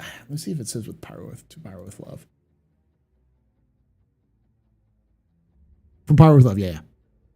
Don't ask questions about don't ask questions you don't want to know the answers for, Chaos. Smuggling 101, the Galactic Historian, and Lord of Lore. And no, I'm not changing that to the Astro Historian. The Galactic Historian's still fine in the back. Now you can do sound waves. Now I'll be back. Keep ringing into the void. I'll be right back, y'all. I'm walking in sunshine. Barcelona! Barcelona!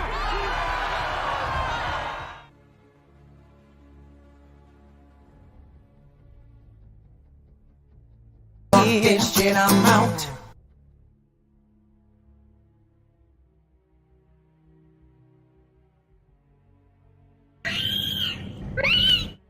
Bounty hunting is a complicated profession.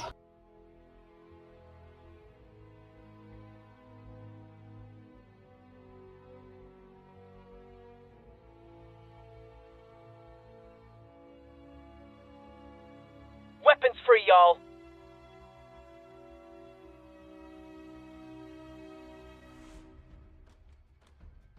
It as well. If I'm you flying. have coin. I'm pilot.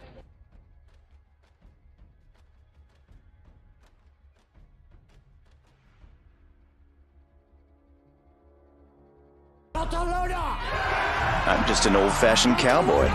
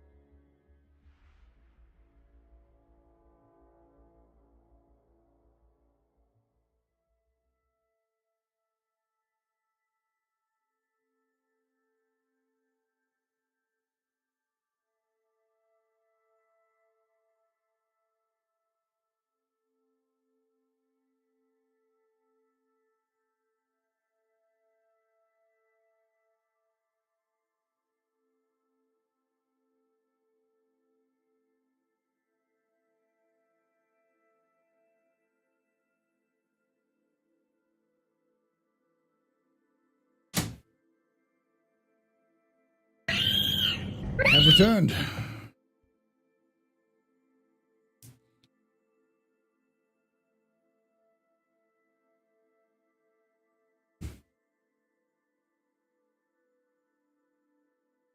Share stream.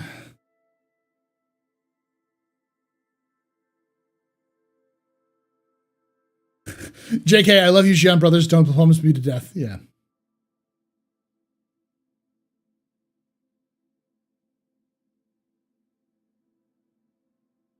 Was autofocus going crazy? That he uses a Drake toilet? Nah. Agua. So my voice doesn't die.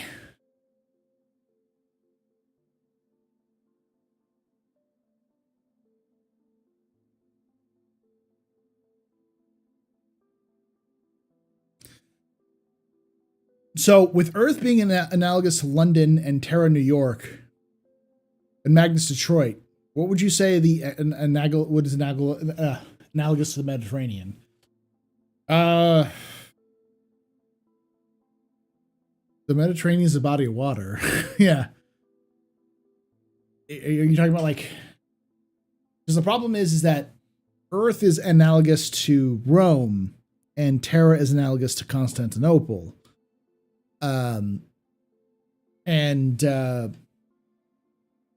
guess Stanton is analogous to like Athens, I would say, something like that.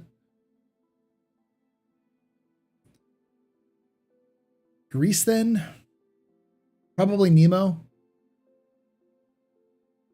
A sea planet? Yeah, it would be Nemo.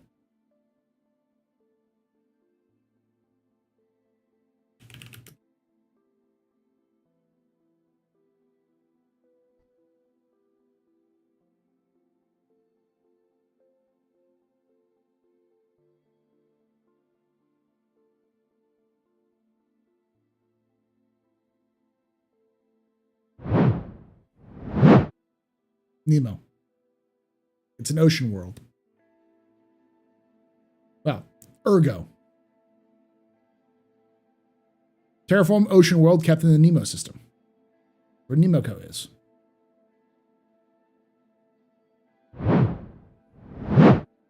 One with tsunamis is...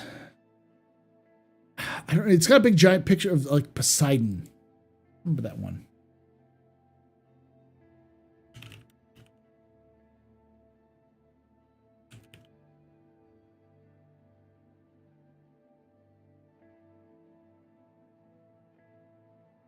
Bacchus? No. Is it green? Maybe. Helios?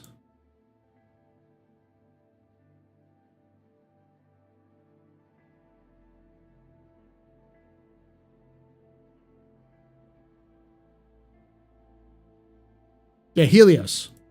Helios. Tanagora. This one? It's Tanagora. Tengaora.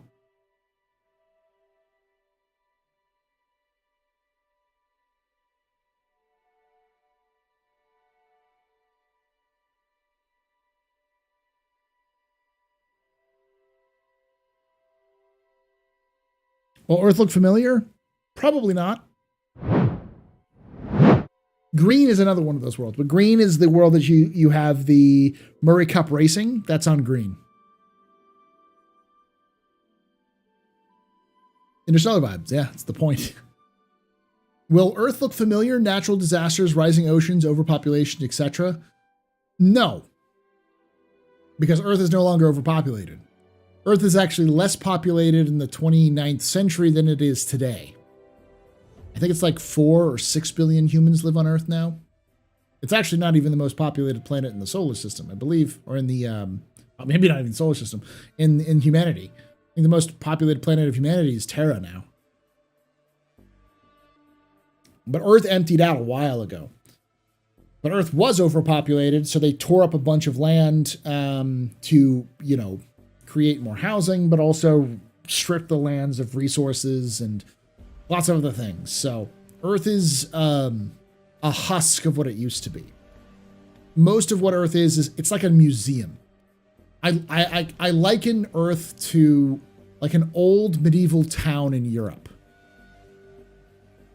So if you either live in a medieval town or have been to a medieval town where like they have the old walls, partially parts of the old walls up or the entire old walls up. There's the old city where you have all of the preserved towns, and you maybe have the newer city outside the walls where it's kind of newer, but you can still see the old aspects. You can definitely see different like parts of where things were built.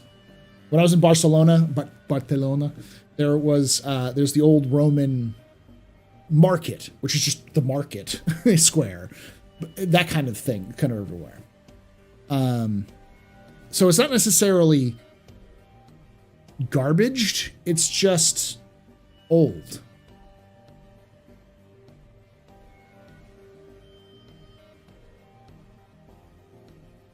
Does that mean there's just vast spans of housing and residential clusters that sit empty? Yes. Yes, 100%. That are preserved for the sake of posterity.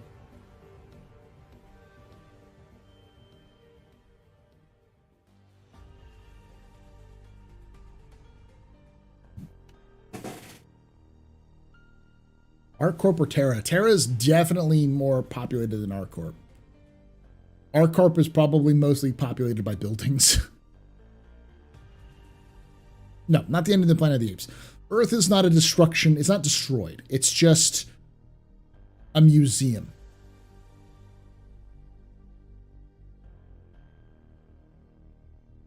Not really. I wouldn't say, I don't think Earth is an ecumenopolis in the Star Citizen universe, but it's definitely a lot more developed than it is now. Yeah. It's not, we're not looking at this is not a hopeful future. Star Citizen is not a noble, bright future. It is much more grimdark. Terra is beautiful in comparison. Terra is twice the size of Earth, or almost twice the size of Earth, and it was pre-planned from the beginning. So Terra is built, all their structures are built with harmony, with the concept of harmony in nature. So you'll see, Unknown Guardian, thanks very much for that resubscription for 8 months, by the way. It's built around nature, not against nature. The humanity of the 30th century and before, who lived on Terra, saw Terra as a redo, as Earth 2.0. In fact, its original name was Nova Terra, or New Earth.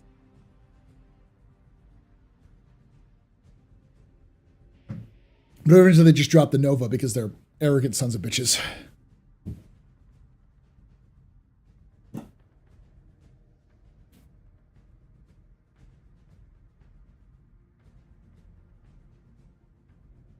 Vatican City like? I guess, yeah. Like, Vatican City is a good example of what Earth would be like, yeah. You're good, Dracon.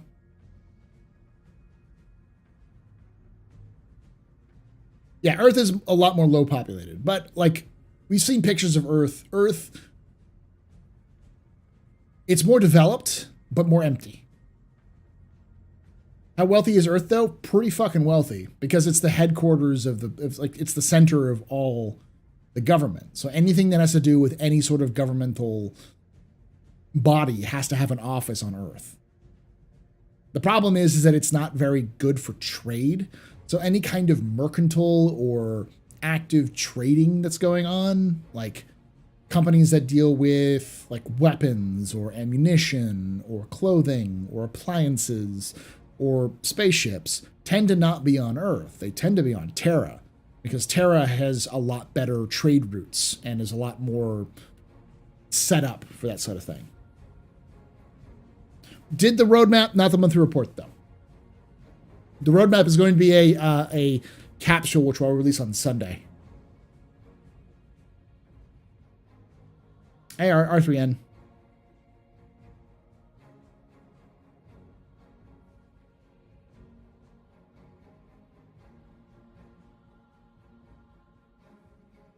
Funny how in lore CR made himself Elon Musk of Star Citizen. No one has ever claimed that Chris Roberts doesn't have an ego.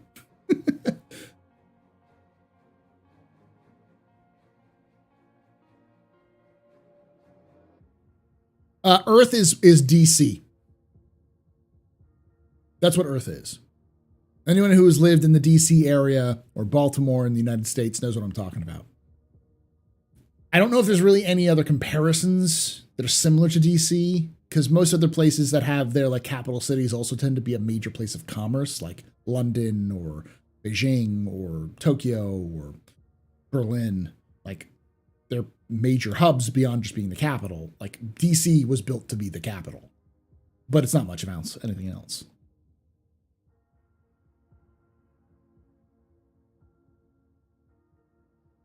I would say the wealth is in Stanton, but the wealthy live in Terra. It's a good way of putting it.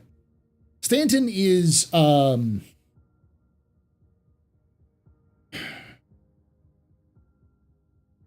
it's a factory city. It's a factory planet.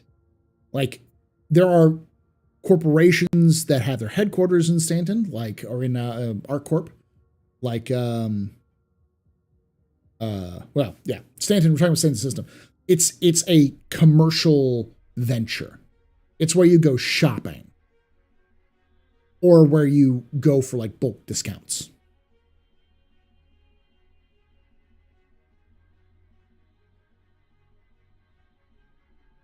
Yeah, Shubin, Gemini Weapons, obviously Microtech, ArcCorp, Rayari, Crusader, Hurston, they all call Stanton home. It's the business hub of like the corporate hub of the world. Well, of this verse. Yeah, I'd say it's more like Chicago in their heyday. Detroit is much more Magnus. Drake's and Magnus, baby. Space Detroit. It's the commercial heart of the empire, yeah. But Terra is where people would go to shop. Like, Terra is like Paris. Stanton is like Hong Kong or Shanghai or like Tokyo. I say New York is a good example of Stanton. To a degree, probably more like Chicago or Pittsburgh, but like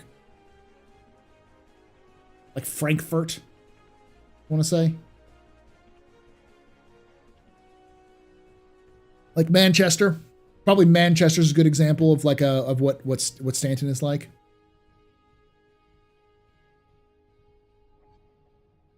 But Terra is like Paris.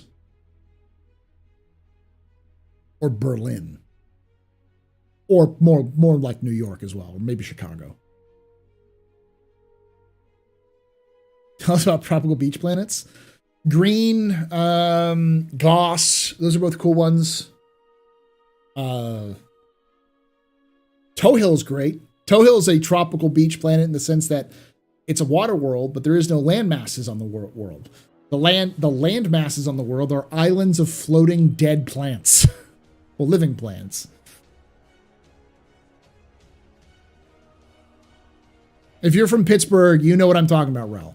Like, heavy industry everywhere. There are corporations that operate factories and do other things. You know, it's known for one thing, but it does lots of different things.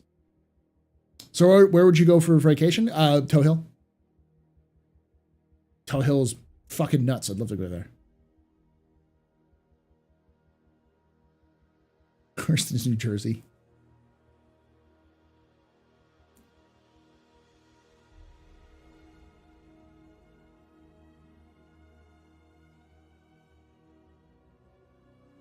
Yeah, no, regarding what I'm saying is that Berlin, in the sense, is that people will go to, say, like Berlin or Paris to go shopping. You know, they'll go there to see the sights. They'll go there You know, you might have like business leaders who live there, corporations that have their heads there, because it's where they can go talk with people and they can go hobnob and snob with everybody else. It's this big nexus point of people who come to meet. Similar to like New York, LA, San Francisco, Seattle, similar kind of vibe. It is a commercial trade hub, not necessarily because shit's made there, but because it's where all of the people live who make those decisions.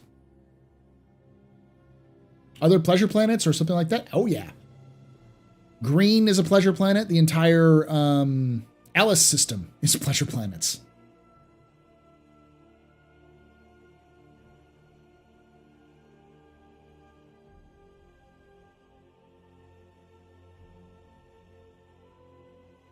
You notice the up talk in that sentence? What do you mean, Crystal? You know what I'm talking about, right? It's like, God, the name of the fucking Swedish city, I'm blanking on my mind. I think it's the capital of Sweden. I don't know why my brain is not working. But it's like that. St. Petersburg versus Moscow. St. Petersburg is like the place. But Moscow's the capital. Stockholm? Yeah, Stockholm. Vegas is a planet? Oh, shit. Terra is probably the closest to Vegas, honestly.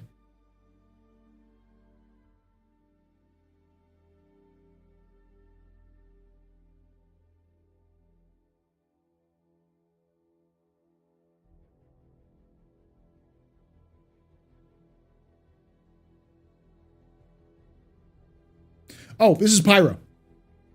Pyro 3, I think. That's the background, yeah. This is all made by a fan who was doing it as a project for their own school, and they just said, "Hey, can I make it use the background?" I'm like, "Yeah, sure, go nuts." And so it looked pretty cool. We kind of talked it through, and looks good. It's based off of the concept art that CIG made for the Pyro outposts.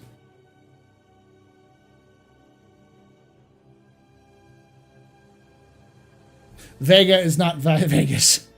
Vega is I don't even know what Vega would be like. It's a refugee area. It's like front lines. It's hard to tell. Vega's not dead, no.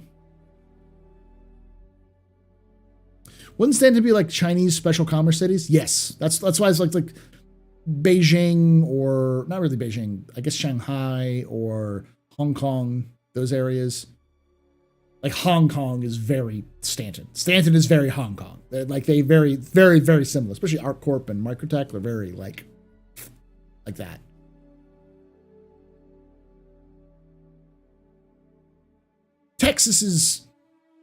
Rural Texas is Bremen. In fact, I'd say Bremen is probably the closest to Texas in the first place.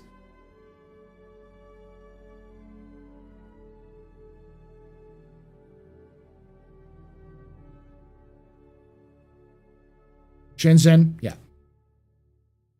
I know what you're talking about. The special commerce areas of Texas, of China.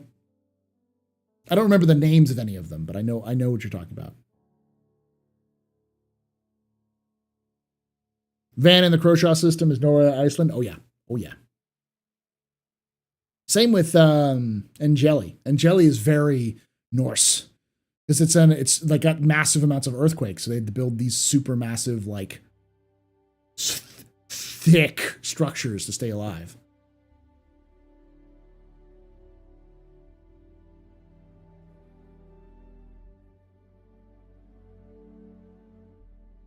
Yeah.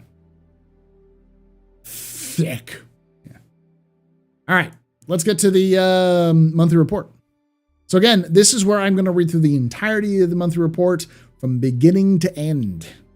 Ask questions afterwards, but this is me reading through it, and I'll stop and maybe kind of talk about it a little bit more.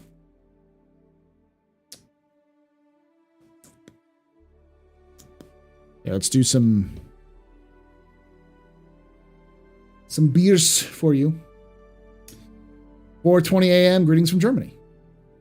Oh, I didn't know you were from Germany, Unknown Guardian. I figured, I guess you could say that. I guess. Yeah.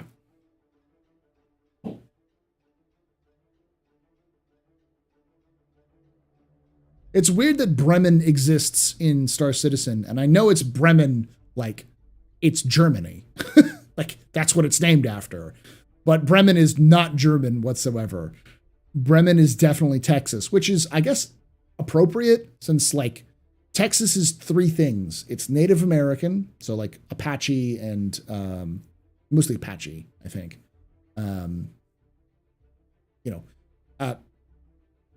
Spanish, and then Mexican, and German. Those are the three major languages that you'll see all over Texas.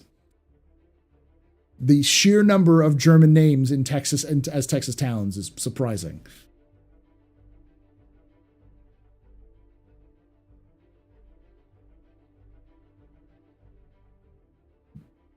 Well, do you think CIG will make some secondary landing points like outposts for Tokyo, Sydney, Australia, and other major cities in our time? Possibly, if they have enough ability and time. But I don't think you'll even be able to explore the cities or the planet. I don't think you're going to be able to fly through Earth. You're going to get to Earth. You're going to have to request landing, and then you're going to go to a location. You may even go through a cutscene, honestly. Or you may not be able to travel down to the planet. You may have to take a shuttle. CIG is going to do something because they're going to have to like hide Earth a little bit. And it kind of makes sense. It's the fucking capital. Like, you're going to be heavily monitored going around Earth.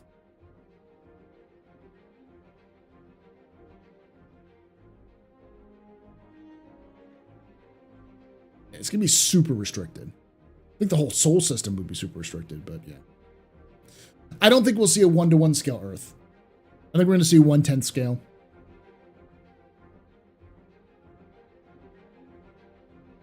They could do a 1-to-1 scale, but it would look weird. Mars will be flyable, for sure. Mars is industrial right now. It's mostly scientific and industrial. Grey Cat. Grey Cat and Argo, their headquarters is Mars.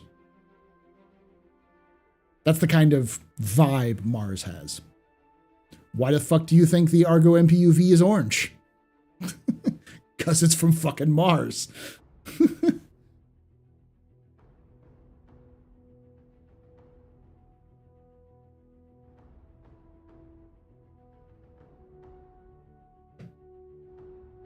Mars is also where the tech breach lives, yes.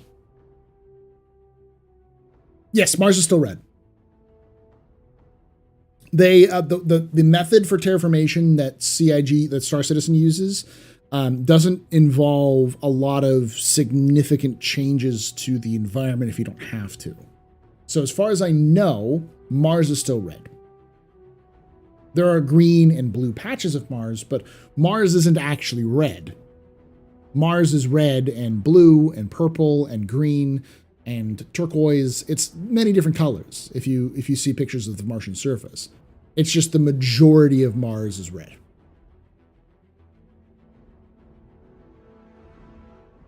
So that's why the raft interior looks like the Roci. I wouldn't be surprised if they took a lot of Martian designs from the from Expanse to use as references for Argo ships or for Argo ships. How late am I? I just got off work. We already did the Go Crazy Month report. Nope, we're gonna do it right now. We're about 2 hours in.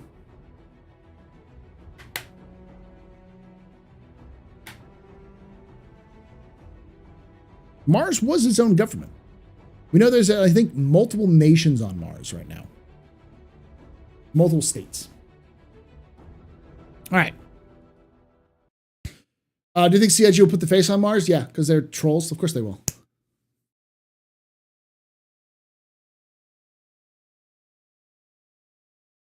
It's not green, but yeah, it's mostly red still. All right, let's do the recording.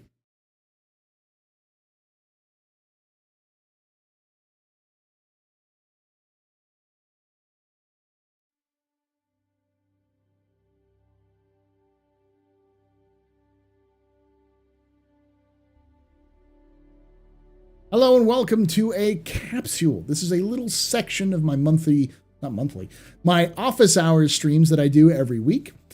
We have been doing this for a while on the old channel. This is the first one on the new channel, but I always go over the monthly reports for Squadron 42 and Star Citizen every month. What I do is I will read through the entirety of the monthly report, word for word. So if you're looking at this after the fact on YouTube, you will see the length of this video is not short. That is because I'm going to go over every section. I'm going to use what I know, what I've read from previous reports and other things I've seen to hypothesize or to put into context what some of this stuff means, and let you kind of listen to it as you want. I understand there's a need for summarization and for people to give their thoughts on things. That's fine. But I believe that to fully grasp the full context of a monthly report or any of these sorts of things, you need to read it word for word, because it's easy to miss a word or to take someone's own interpretation as gospel rather than reading it. So while I'm also reading this, I would also suggest that you read this yourself. I will put a link to this in the description for you to read along if you would like to. But I also know y'all got other things to do. You got to mow the lawn, take care of your kids, work. So this might be just a little bit of synopsis so you can catch up, listen to the latest news without having to, and get a full read through without having to read it yourself. So without any further ado, let's take a look at the June monthly report for 2022 for Star Citizen.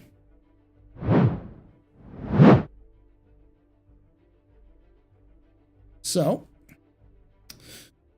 June 2022 PU monthly report. Alpha 317.2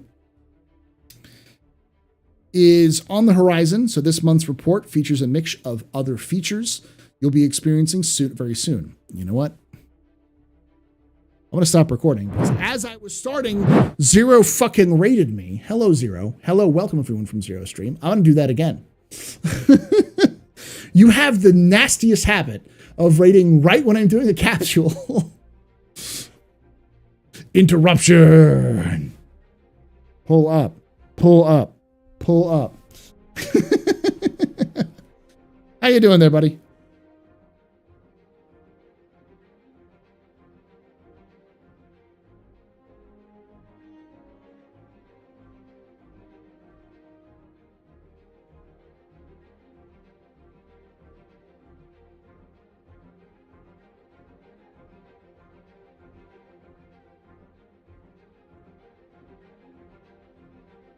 Oh, nice. Question. Are your capsules going to be on Spotify? No, but I might make the monthly reports on Spotify. It was a good time. Nice. Glad you enjoyed. For those of you who don't know, this is my office hours stream. This is just kind of a chill chat, hang out, ask questions. I go through some of the news and I read it and then I record it and then I put it up on YouTube later for, you know, some sections. So Care Bear Grumpy, thanks so much for that Twitch Prime sub.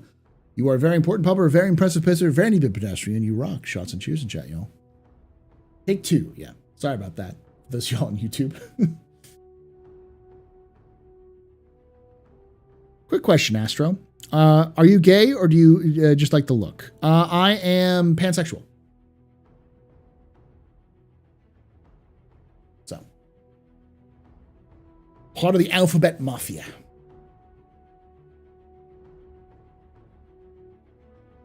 That's why I stream under the LGBTQIA+, because it took me a long time to come out of the closet because it didn't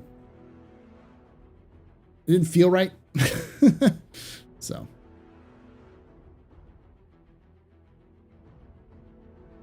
Nothing wrong with a good shirt, suit and tie, you know. I always wear the suit and tie.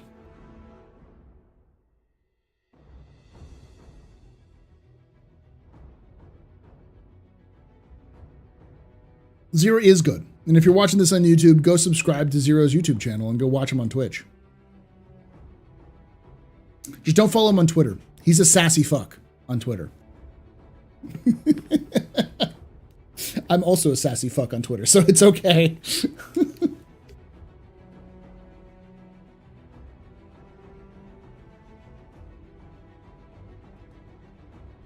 Thank you, Shiori.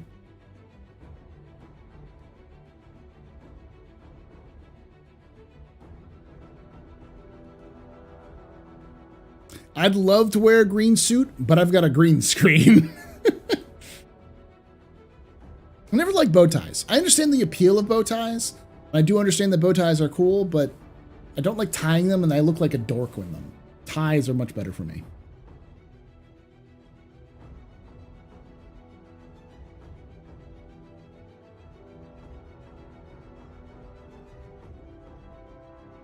Green is actually one of my favorite colors. My favorite colors, generally speaking, are dark green,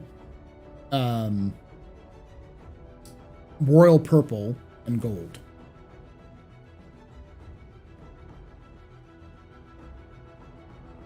I don't look too good in coral. Pastel colors don't really work with me. I'm too pasty for them.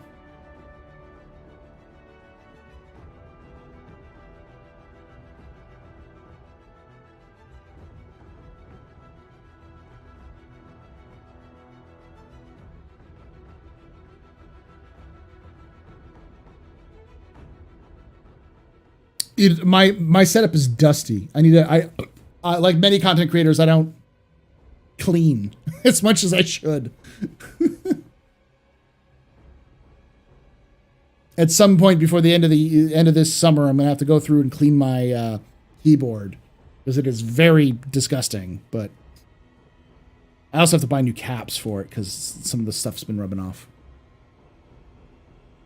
When I do a deep clean and I have everything set up, then I'll take a picture of it for y'all to see. But the back wall over here is entirely green. Like I just painted it green.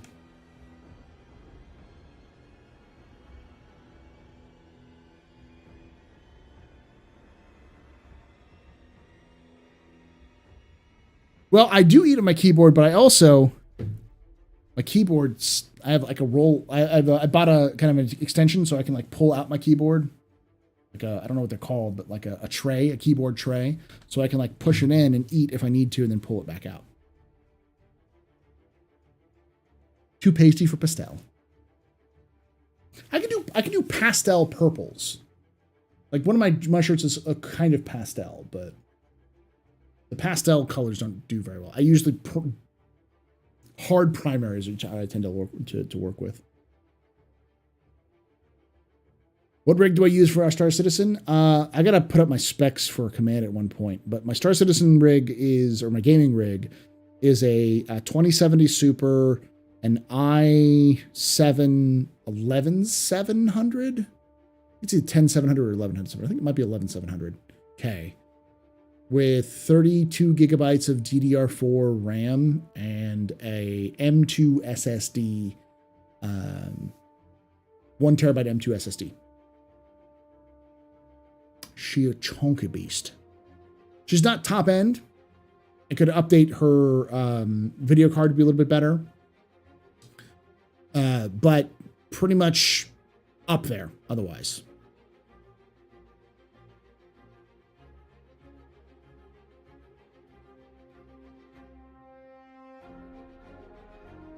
Business up top, comfort down below. Hey, I have walked around wearing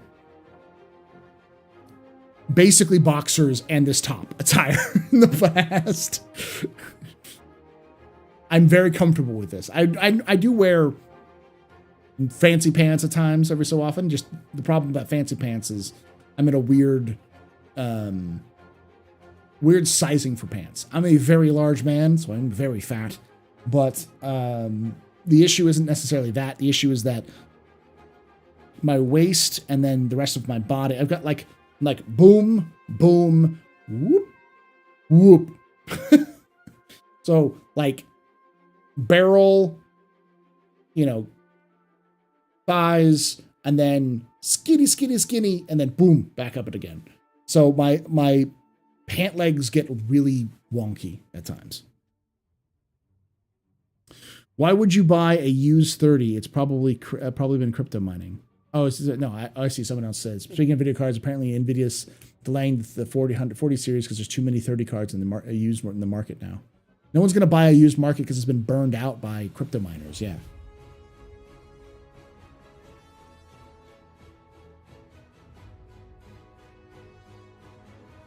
Question equals actually a real one this time. I have a Super Hornet. Will I get my balls felt? No.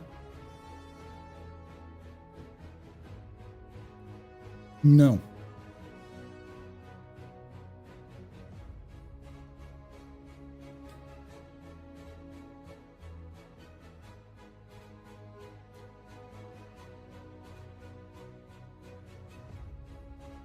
All right.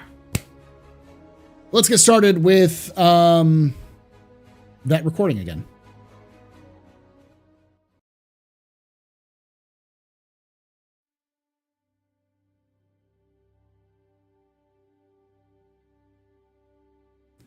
Hello and welcome to a capsule. This is a small section of my office hours live stream that I do on Thursdays at 9 p.m. Eastern.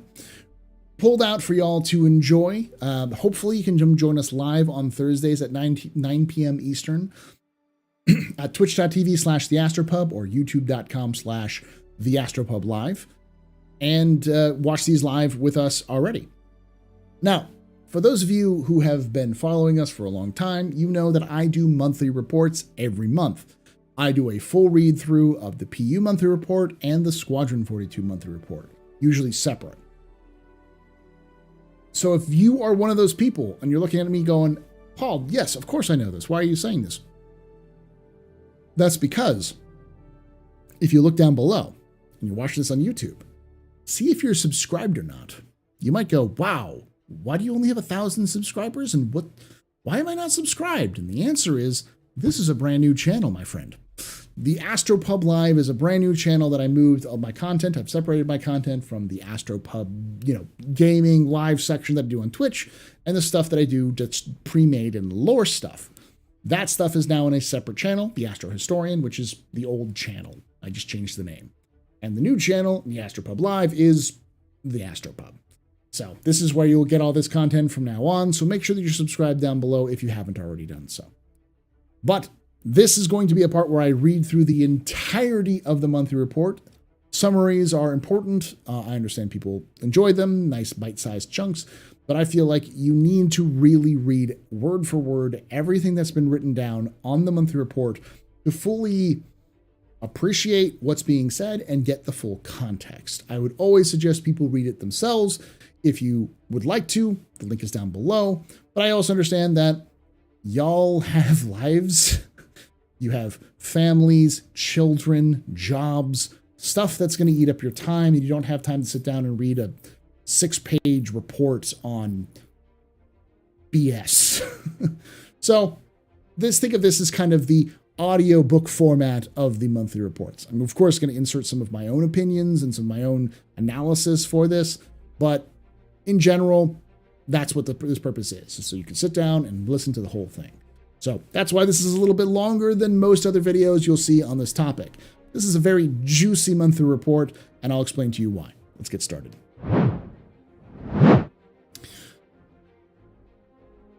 All right, so June 2022 PU monthly report. Alpha 3.17.2 is on the horizon. So this month's report features a mix of features you'll be experiencing very soon and things to look forward to in the coming months and beyond. Read on for all the details. This is important that this is a mixture of both what's coming out in the near future and what's coming out in the not too distant future. Monthly reports rarely involve stuff that's being worked on for like way down the road.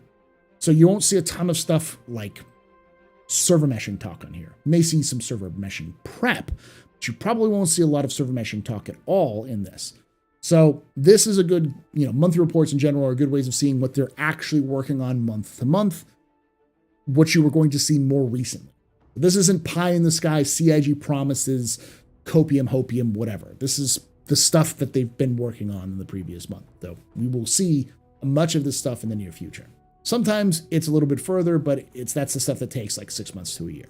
With that out of the way, let's get started with the AI content. AI content. In June, a new narrative-focused AI designer joined the team and began improving the current shopkeeper behavior by expanding the variety of voices and dialogue. However, this AI is placeholder until the team finished converting the bartender to support different shop types, including food, clothing, and weapons. Further progress was also made on the dynamic conversations mentioned in previous reports. The team also set up a leisure behavior AI to use Mobiglass from different usables. Upon review, these animations were deemed too generic or unconvincing, so designers are now undertaking pre-visualization to add more emotion and realism. Now, I did hear some people scoffing at this, like, why is CIG working on shopkeepers? That's not what they should be focused on. Did you miss the first part of that conversation? The new narrative-focused AI designer joined the team. Remember the coffee shop vendor? That was one AI designer's first gig. That was their first gig. You're going to get coffee vendors and shopkeepers when you have new people joining, because that's a little thing they can do as a project to get used to the tools. So, you hear anyone complaining and whining, that's why. Explain to them that it's just a new guy. Stop hating on the new guys. Please. They just started working on the game. Don't dump on them because they get content like that done.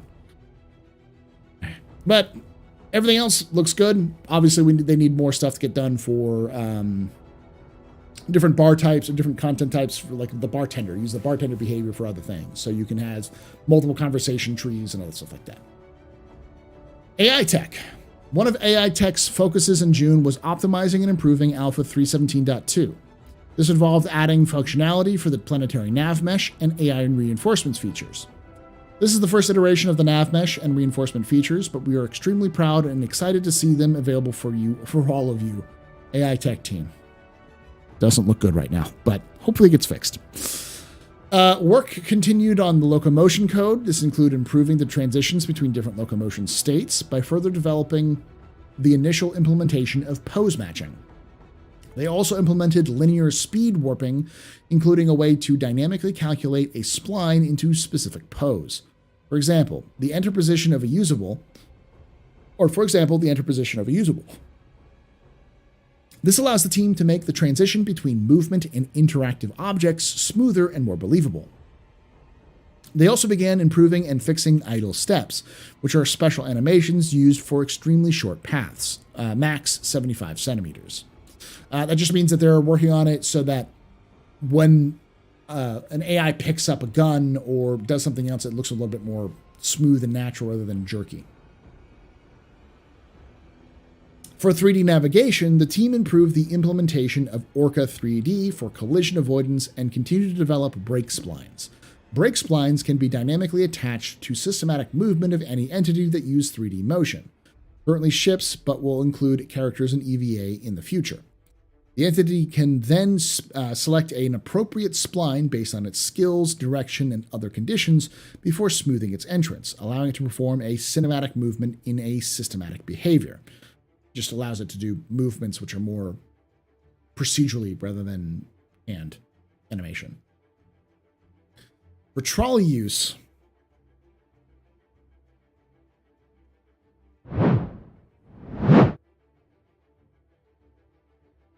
stop giving AIs trolleys. Swear to God, you want to kill us all.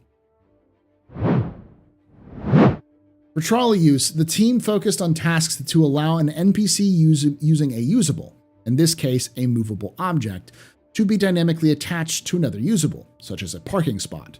They also supported the trolley lightweight update and tweaked path following to allow it to minimize the distance of a trolley from the path. On subsumption side, multiple tool aspects were upgraded and bugs were fixed to move development into an improvement phase. A new panel was also added to give advancement a selection of parameters when the drop-down menu becomes too large. Multiple tool aspects have been upgraded and bugs have been fixed. Okay, so just changing how subsumption works. So, all right. AI vehicle features. In June, AI vehicle features enabled the AI to control different ship modes. For example, this allows NPCs to switch to correct mode when quantum jumping or using missiles. Animation. Throughout June, the facial animation team worked on outlaw characters, rescue and transport missions, AI bartenders, and player emotes. They also supported Pyro with motion capture, mocap, alongside the narrative team. Regarding mocap, the new studio is progressing well, with the truss being completed.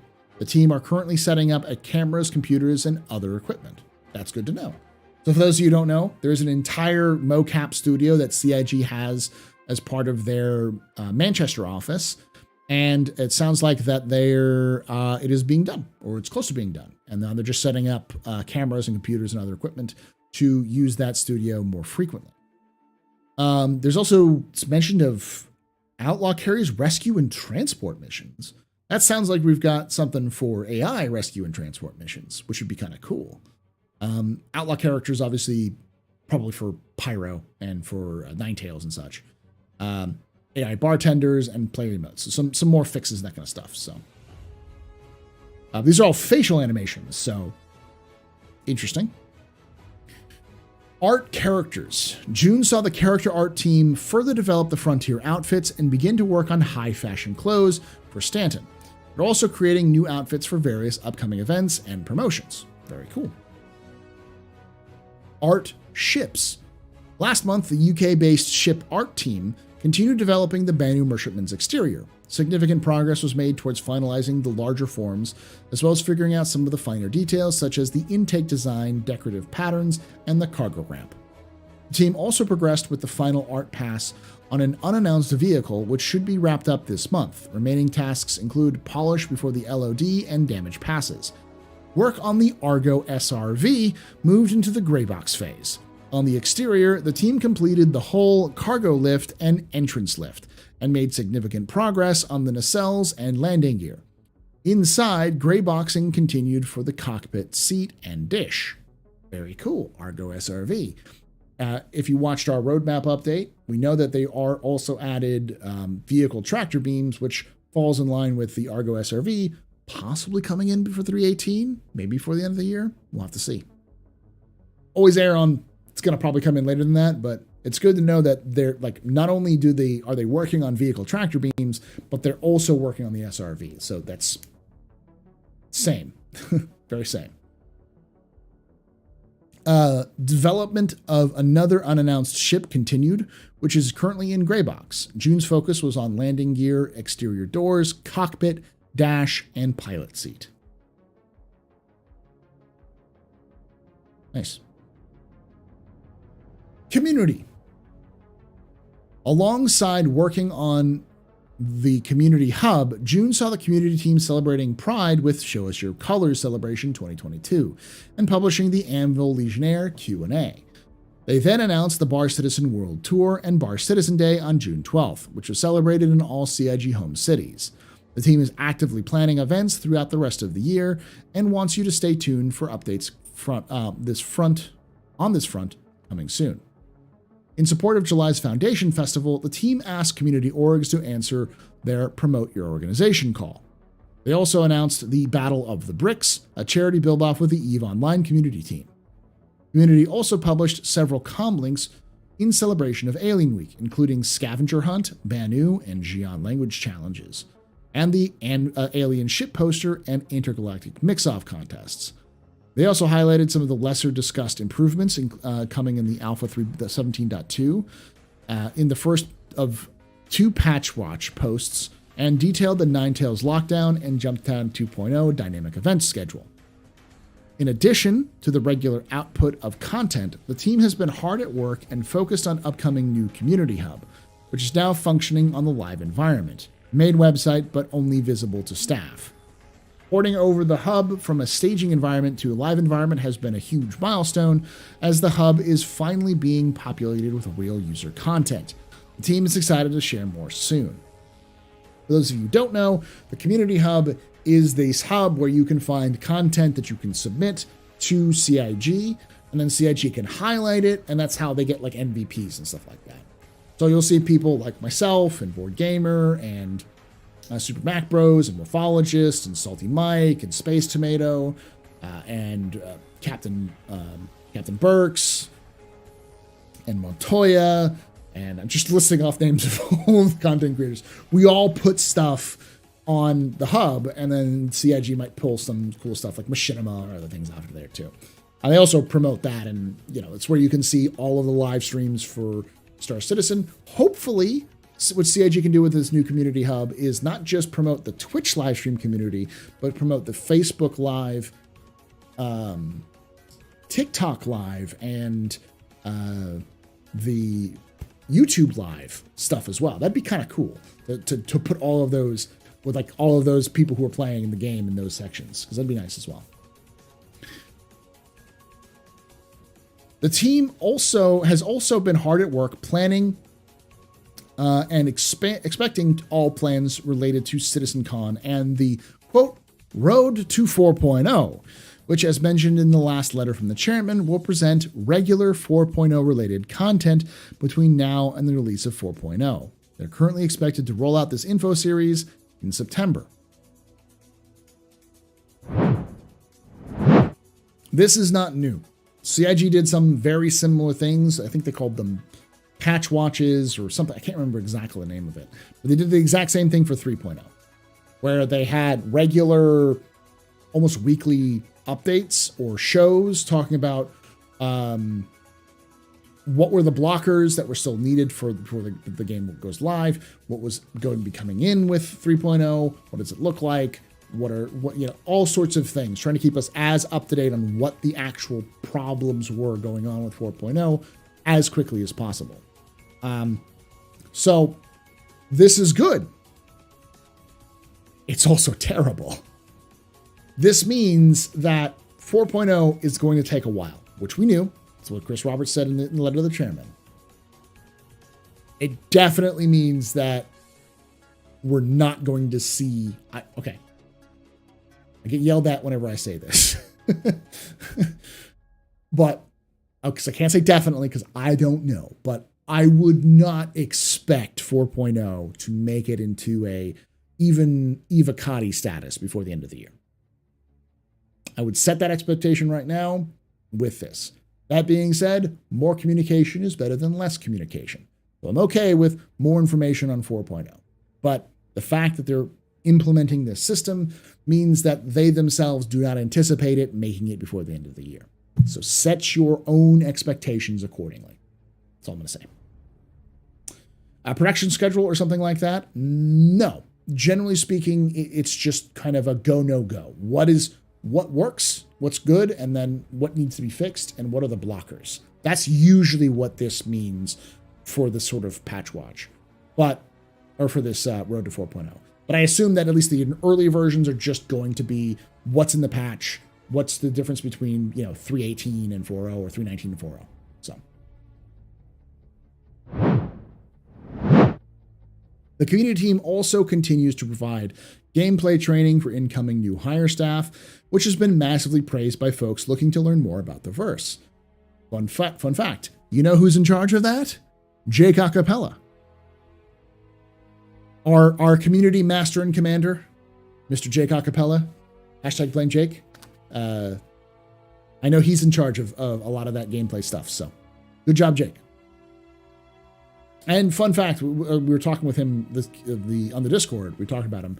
Only about 20% of his job is the roadmap. He does a bunch of other stuff for the community. That's one of the things he does as well. So don't call him roadmap guy. He asked not to be called roadmap guy. So just respect his wishes. Respect their wishes.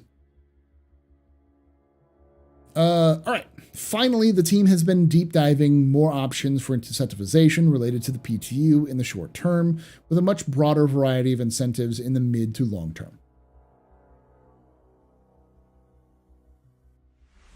All right. Whew.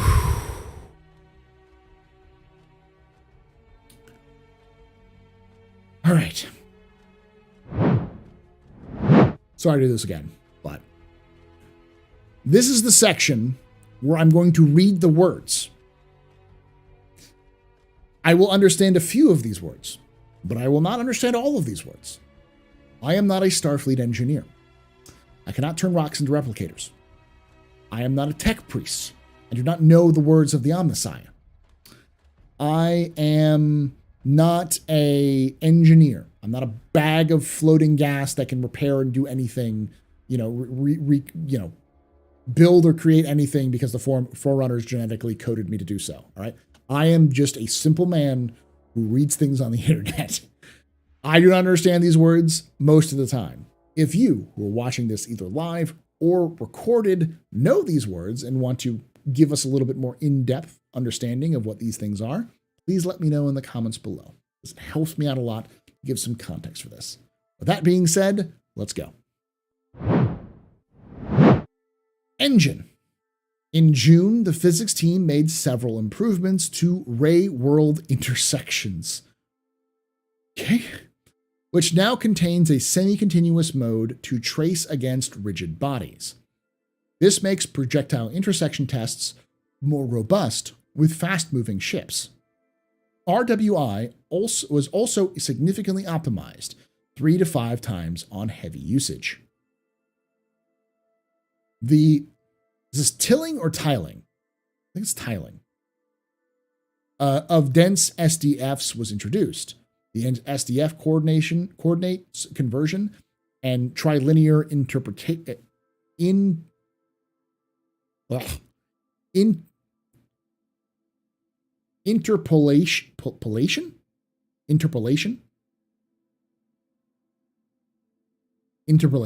I guess, were optimized. Support for player-only collision geometry nodes inside CGFS/CGAS was fixed and extended, while work on the new ropes continued. Various bug fixes and other improvements were submitted too. This seems like there's been something they've been working on in the past where they're trying to reduce the errors and other problems with collisions. So the idea being, like right now, if two objects collide, the physics engine is trying to calculate the collision of every single point along the intersection. What they wanted to do was more of a general calculation where if these two objects are colliding, you just get a general idea of which parts are touching, a much broader calculation rather than a very specific calculation, so that the simulation doesn't have to calculate why this one bolt in this one location, which way would it go? Because they don't actually render the ships like that anyways. So they're trying to simplify that sort of collision aspect. And as a result, make the servers run better. Or run like the simulation run more efficiently.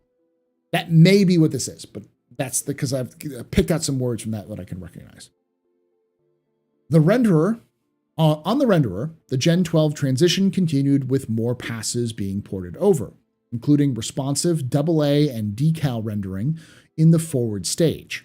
The processing of scattering queries was reworked, and a debug UI was added for them too. Buffer copying of sun shadow cascades was ported as well.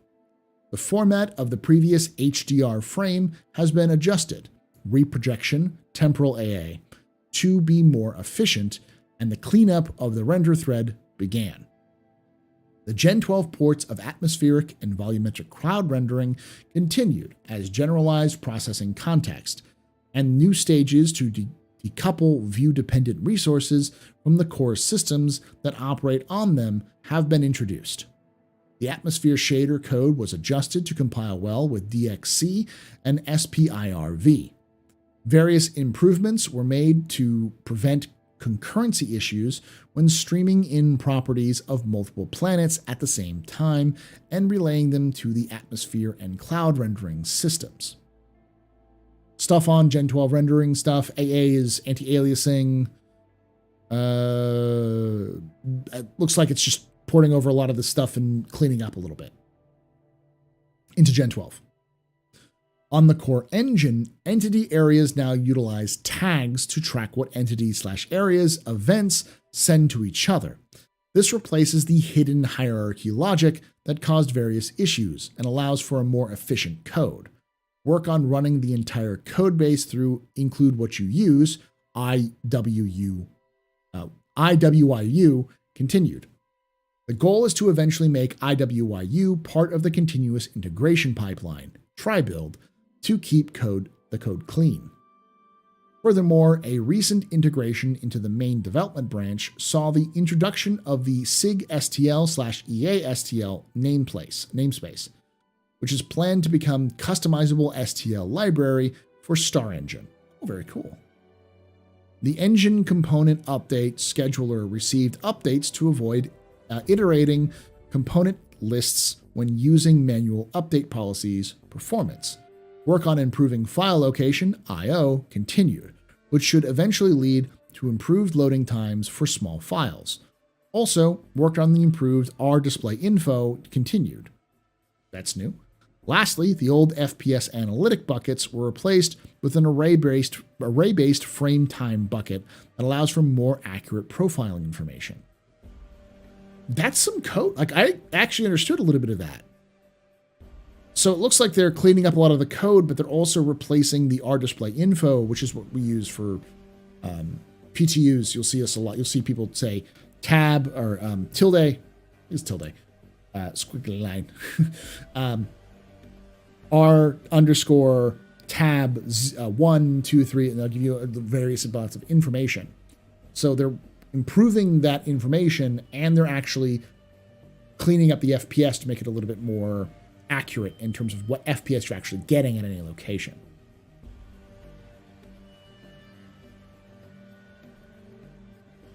The remainder of the time was spent supporting bug fixing for Alpha 3.17.2. So it looks like they're doing some more player-facing stuff as well. I know it's testing in general, but it's stuff that players have access to for the engine. So, features: Arena Commander. So, for those of you who don't know, the Arena Commander team, the features team for Arena Commander, is the team that's responsible for all updates to Star Marine Arena Commander and the further development of Theaters of War. They're very new. They were only formed like 3 months ago. The Arena Commander features team fixed issues and added quality of life improvements to both the Arena Commander and Star Marine modules. Improvements were also made to the implementation of doors, controllers, and elevators, which will result in quicker, more robust setups in both vehicles and stations. Plans were also kicked off for new maps and gameplay experiences for Arena Commander and Star Marine. We're getting new maps. Nice. And new gameplay modes, maybe? Features, characters, and weapons. Throughout June, the features team worked on a longer-term improvements to the personal inventory system based on feedback from recent live releases. An often requested feature is the ability to move a large number of items from one inventory to another. So we've added a Move All button. This may sound trivial, but it needs the underlying logic to ensure that the resulting service request is as small as possible and all condition logic is executed for the bulk of items being moved. This is a big one. It's what a lot of people have been pointing out. What basically this means is they needed to make it so that when you hit Move All, it doesn't try to move your entire inventory piece by piece.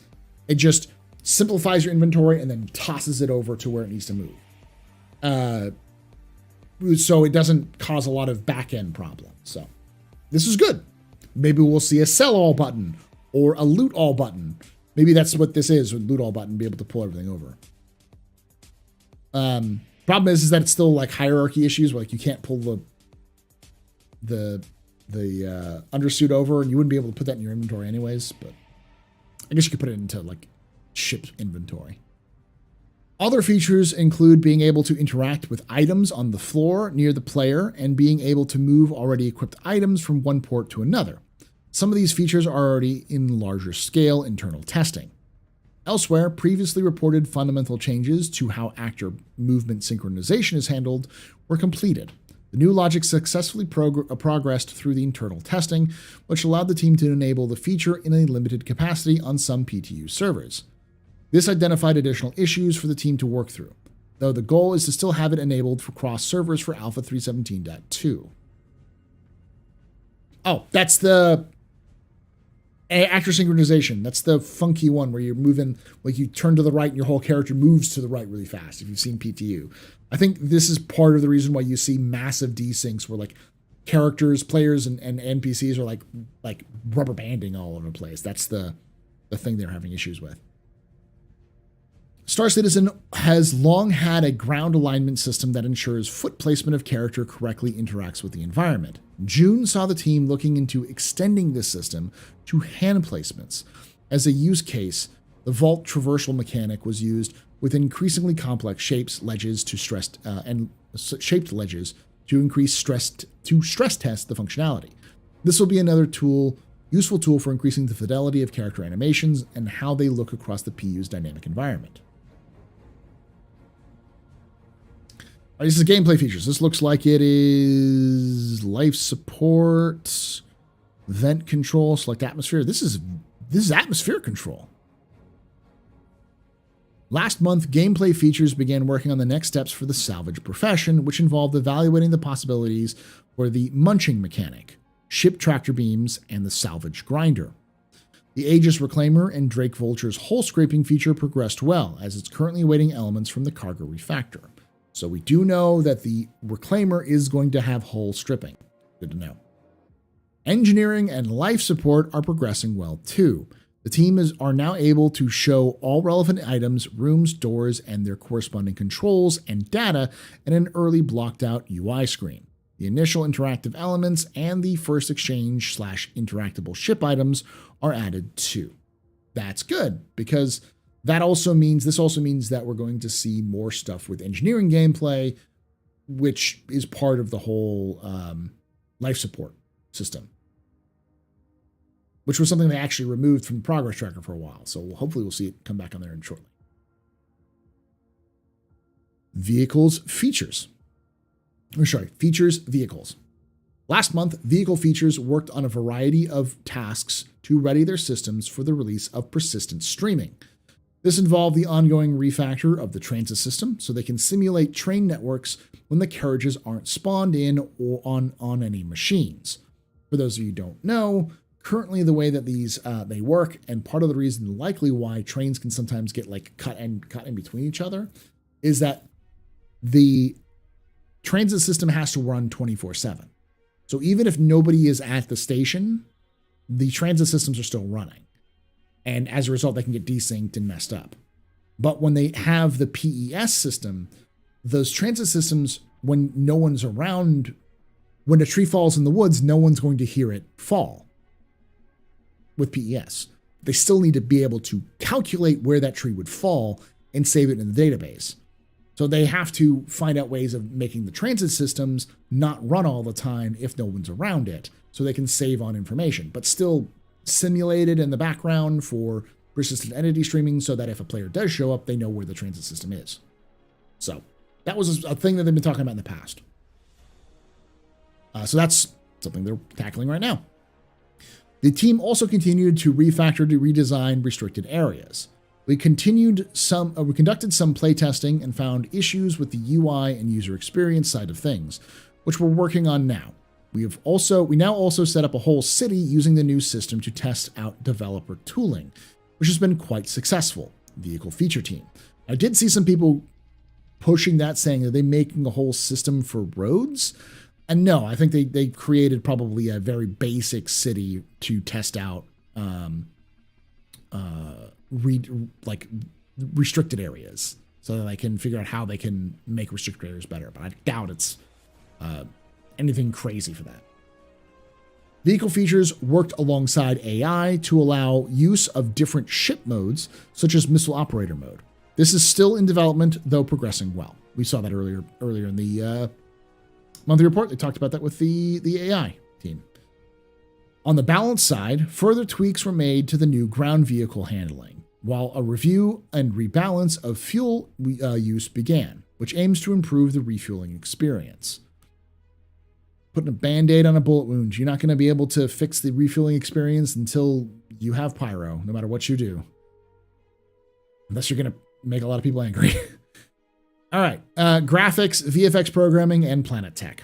Last month, the graphics team continued porting features to Gen 12, including gas clouds, rivers, frozen oceans, refraction, and multipass support. Multipass. Fixes were also submitted for tessellization, partitioning, for tessellation partitioning for planet ground fog.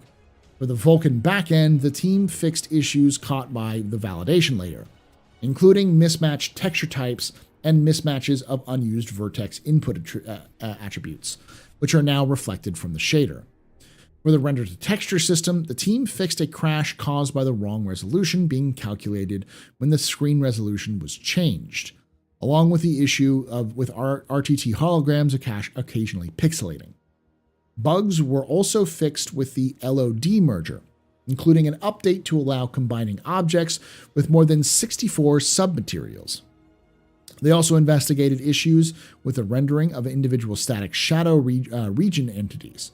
Significant progress was made on the hair shader too, including updates to the graying controls, variation tiling, and the melanin selection. Very good. VFX programming continued investigating offline damage maps with persistence.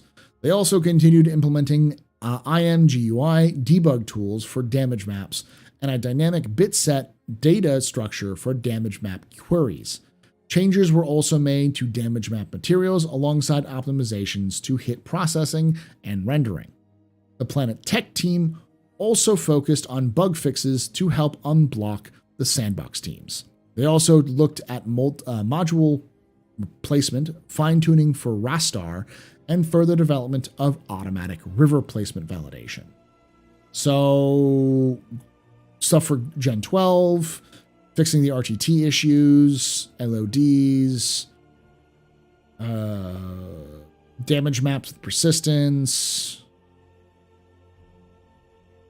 There's damage maps, and then rastar, which is the system they're using for making outposts and such. So, unblock sandbox teams. They're trying to fix some of the stuff for Planet Tech to make it easier for them to do something. So it's obviously something that's blocked for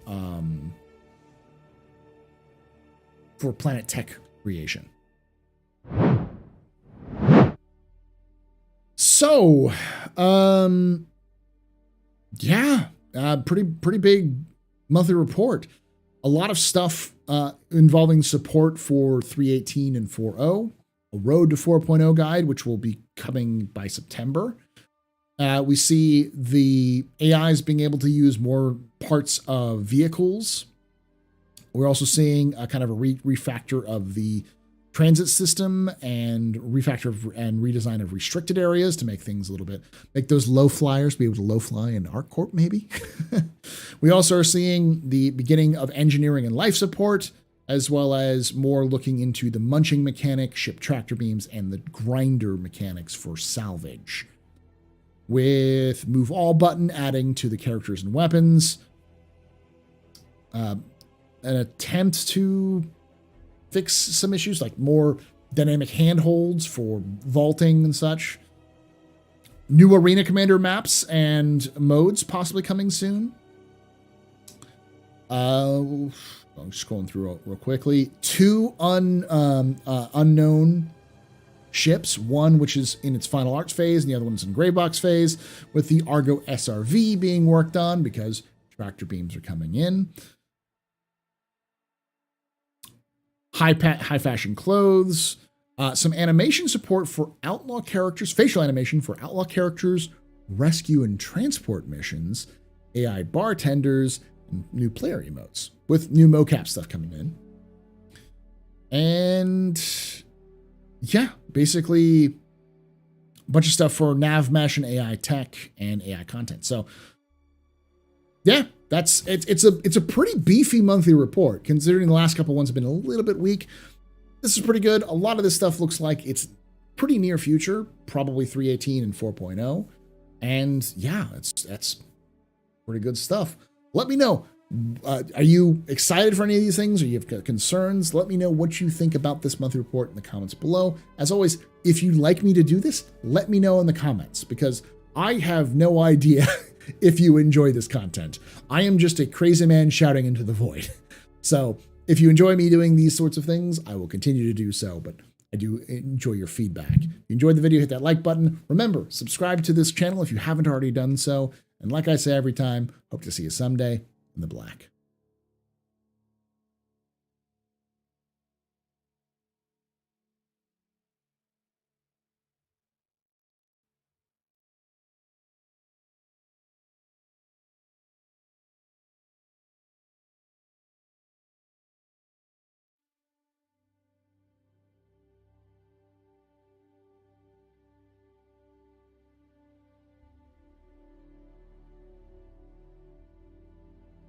There are more teams after that. I'm an idiot.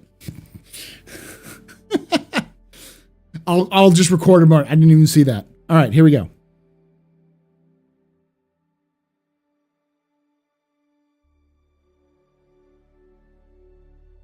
I'll splice this in. Wow.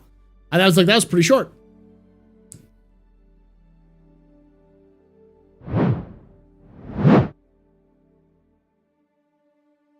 Lighting. The lighting team onboarded new artists with work on the racetrack currently being added to the surface of Clio, with the aim of helping players navigate the course and providing mood to the location. The team completed a pass on the new gas clouds and rest stop stations being added to the ArcCorp and Microtex Lagrange points. This was done using the already established palette and lighting language for quick integration. The team also continued to light the new derelict outposts. And ship locations before refocusing on the upcoming Colonial Outpost location set. This is a huge new location and a new challenge for the team as they build the lighting to allow the dynamic and player-driven light states changes. Okay. Locations, Montreal. The major focus, okay, this is going to be good. This is going to be good. A major focus through June was the bug fixing, polishing, and addressing Evocati feedback on the derelict reclaimer settlements and space missions. The Lorville cityscape progressed through the white box phases. The outskirts of Lorville were added and placed with the proper scale. With these new outskirts, we now have a better idea of the scale of the new Lorville. Hint, it's bigger. God, CIG always makes everything bigger. Locations team. They also validated Lorville's transit system to ensure it could be modified to fit the city's new layout. Well, they are really overhauling Lorville. Are we getting a brand new Lorville from the ground up? Like ground up? Damn. Okay. New crash site containing the 600i and Mercury derelicts is approaching white box complete. The team refined the composition and placement of the two ships to create a compelling settlement that will give a different flavor than the Reclaimer derelict. Very cool. In-game branding, Montreal. The new Montreal-based in-game branding team began their first task of revisiting all landing zone signage to make it easier for players to orient themselves.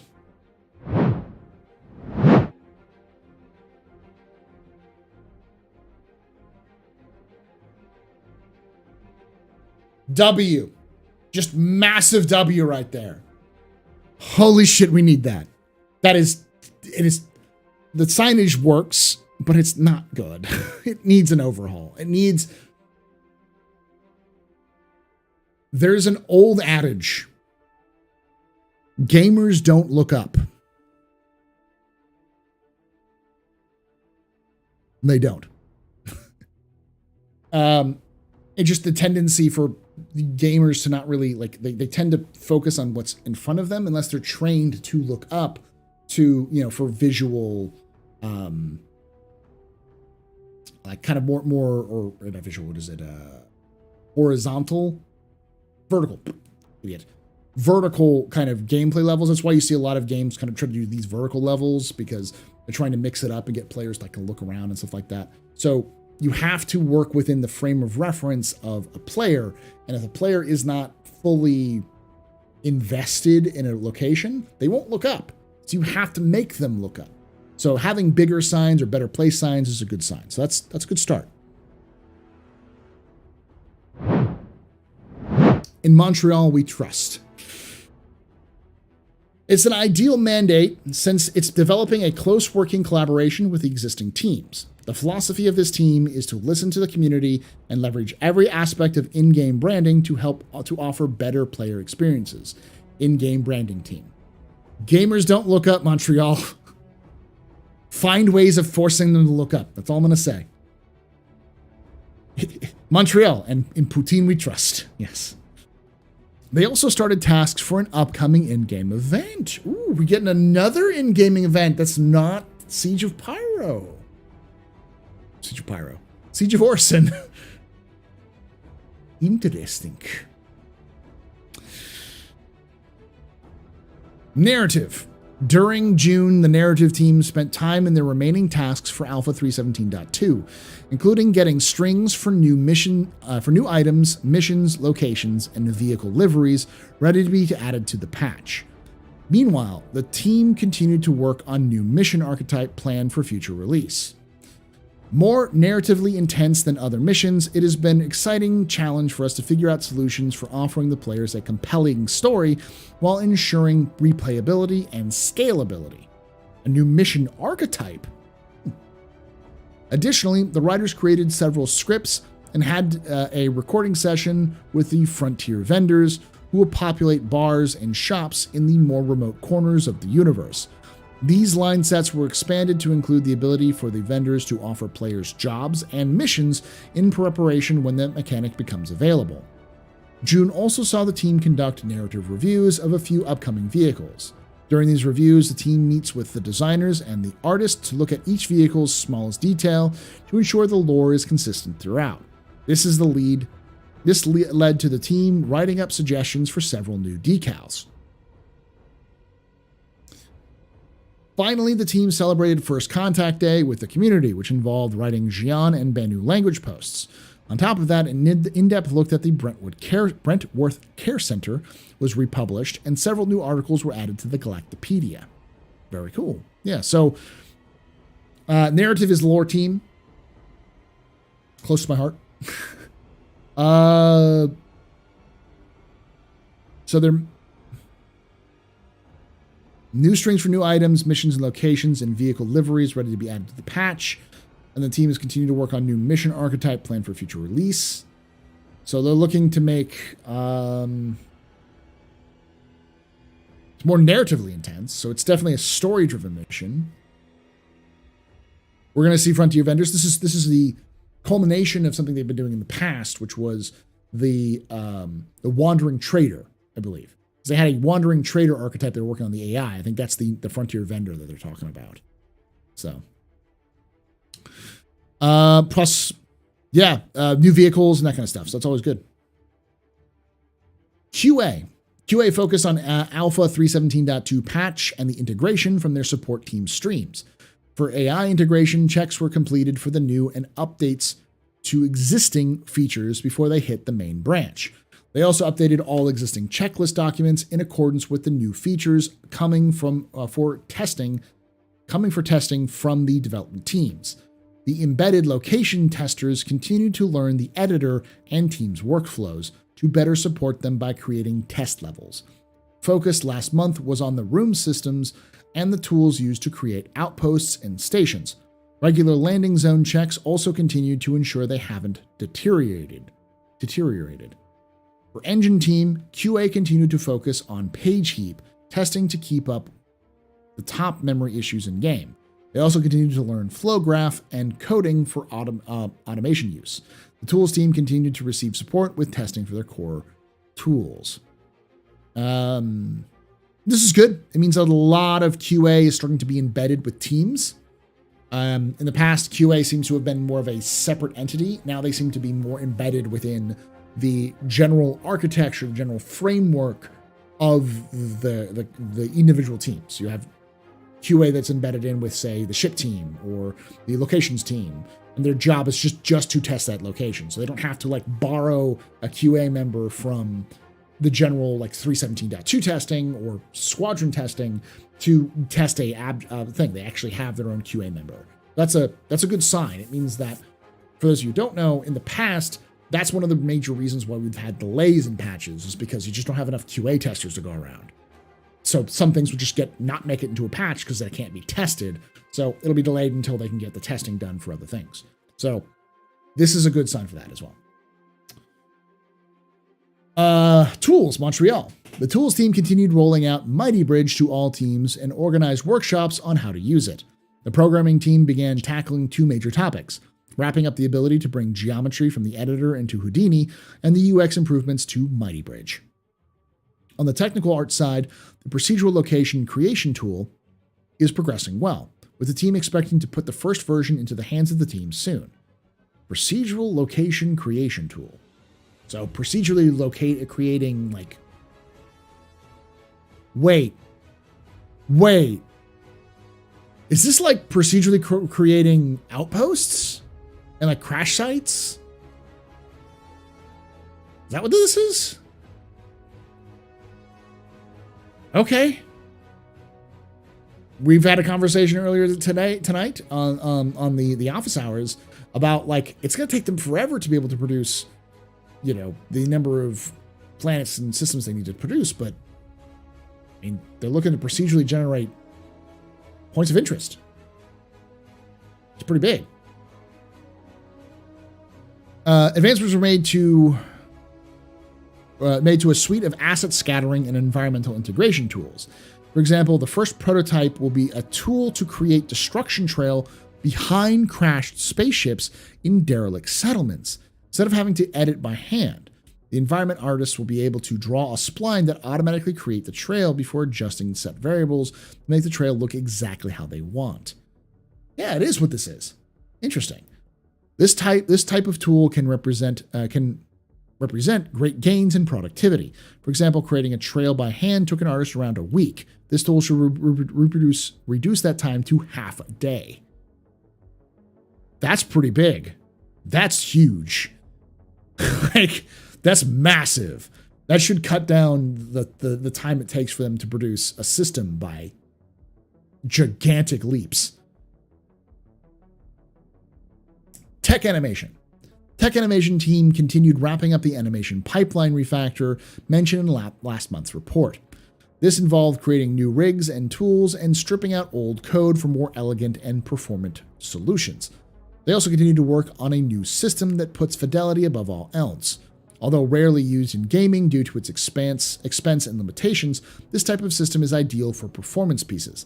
Planning was done for the coming quarters, and numerous new character heads progressed towards animation support too. Wait, what? Are they putting 3D art, like 3D like movie prop sort of things into games? Is that what they're doing? Okay. Oof. They really are just saying, here's the money. That's pretty cool too. And this is very big monthly report. Like this is, you gotta read through all of this. People are pulling out the wrong things from this monthly report. Online Services Montreal. The team progressed towards the new login flow implementation and are currently fixing the remaining bugs found during QA review. This refactor is a necessary step towards the goal of achieving persistent entity streaming. The team also managed to fix the stream sniper bug. Oh, okay. The call bug. A long-standing exploit allowing players to obtain other players' marker despite not being in the party. That's good. That's good. Live tools. For those who don't know, you could call up a somebody, and if you hit call, it would give you the location of that person no matter where they were, even if they didn't accept the call. Live Tools Montreal. Live Tools worked hard on the design of a new network operations center module dedicated to monitoring and troubleshooting login issues, which is now ready for development. The reputation and entitlement modules are now using a new technology to communicate with services. This migration will eventually be applied to all the modules.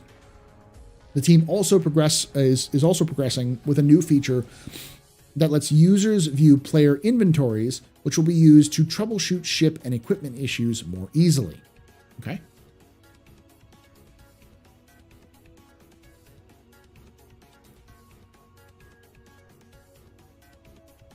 Turbulent web platform. The web platform continued to prepare for upcoming promotions to move forward with expanding to the Alexandria product. Okay, wait, I'm gonna go back real quick. Is this saying that we can see player inventories when we're not in a game? Is that what this is saying? Like, see player inventory, like players, or like troubleshooting, like an assistant, like someone you can call up for like player relations can see your inventories. I don't know. That's probably what it is because it's a tool. The web team continued to prepare for an upcoming promotions to move forward with expanding the Alexandria product. Don't know what the Alexandria is. The improvements in product evolution will increase ROIs, return on investments, with a global skin and theme library, allowing for a focus on quality, performance, and updating services. As the number of product users continues to grow, the team is focusing on ensuring the tool is both efficient and flexible, allowing the players to gain better insight with consistent branding, communication, overall content. The backend web team completed their implementation of new media management service. Although only used by a small subset of microservices, the media management service will provide much more efficient processing when images are uploaded and retrieved. The team also began standardizing the authorization tokens so that all microservices use the same method across the platform. DevOps worked on an initiative to completely switch over the web platform to Kubernetes, while Turbulence Experience team continued reworking the customer journey to make it easier and cleaner for new users to get into the game. Did you? Like, please? Time was also dedicated to adding features to the new community hub, with the migration almost complete. The team continued to add moderation tools, user profile pages, Twitch integration, and the following features. We can't wait to release this to the wild, as this will act as the place to be if you want to feel the pulse of the Star Citizen community. Web platform team. Kubernetes? What is a Kubernetes? I don't know.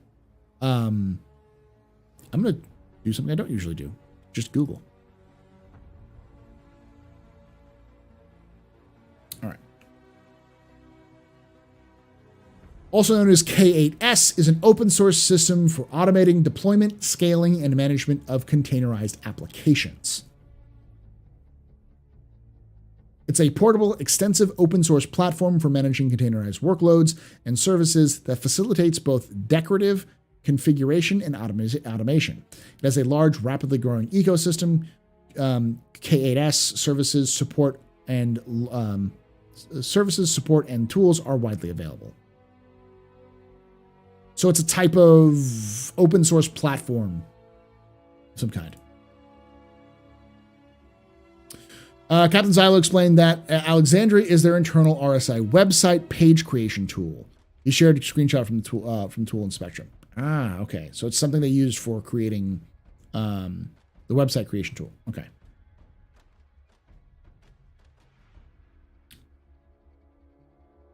All right. So good to know. So more web stuff, working on stuff. I'm not very familiar with CSS and that kind of stuff, so I'm not huge CSS and HTML, that kind of thing. So it's been a while since I looked at that. But I'm the kind of guy who's just like, this website does not work, y'all. It just does not work. It is complicated. It is a mess. It needs to be fixed. But UI. Throughout June, UI worked on the star map. Sorry, I had to scream. Star map. Hooking up quantum travel on contextual menus to make the process more intuitive. They also investigated how to show large-scale space clouds. Time was also invested into upgrading the underlying systems to work with persistence, particularly around vehicles and character loadouts for the various game modes. They also ported the in-game chat to building blocks as part of the ongoing conversion of the lens and visor. That's good. Very good.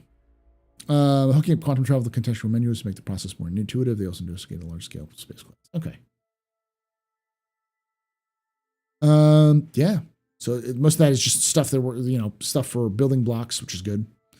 The UI tech team worked on new approaches to aspect ratios to make it easier for the developers to set up resizable screens. They also upgraded the new 3D UI cards system so that they can easily create layered floating UI with curved surfaces. This will help create better looking interactive holographic UIs and animated billboards in key areas. VFX. The VFX team worked on several locations last month, including Grimhex Hospital location, several derelict reclaimer variants, Planetary and Out in Space, and some derelict outposts. Work was also completed on an upcoming vehicle and salvage effect were further iterated upon. Finally, optimizations were made to Planetary ground storm effects. What? Oh, they're just the storm effects. Okay. They're what we have now, which has caused performance issues for some players due to change in planetary data that determines how the effects spawn. That's just the current like wind blowing effects, the storm effects. I thought it was like actual storms. I'm like, oh wait, no, it's implementation what's currently in there. And that's it.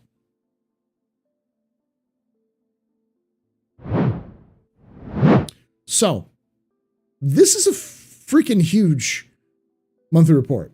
This is massive. So, obviously, more stuff being worked on with UI for the star map. We're seeing building blocks being moved over to in-game chat being moved over to building blocks. We're seeing new stuff moving for the website.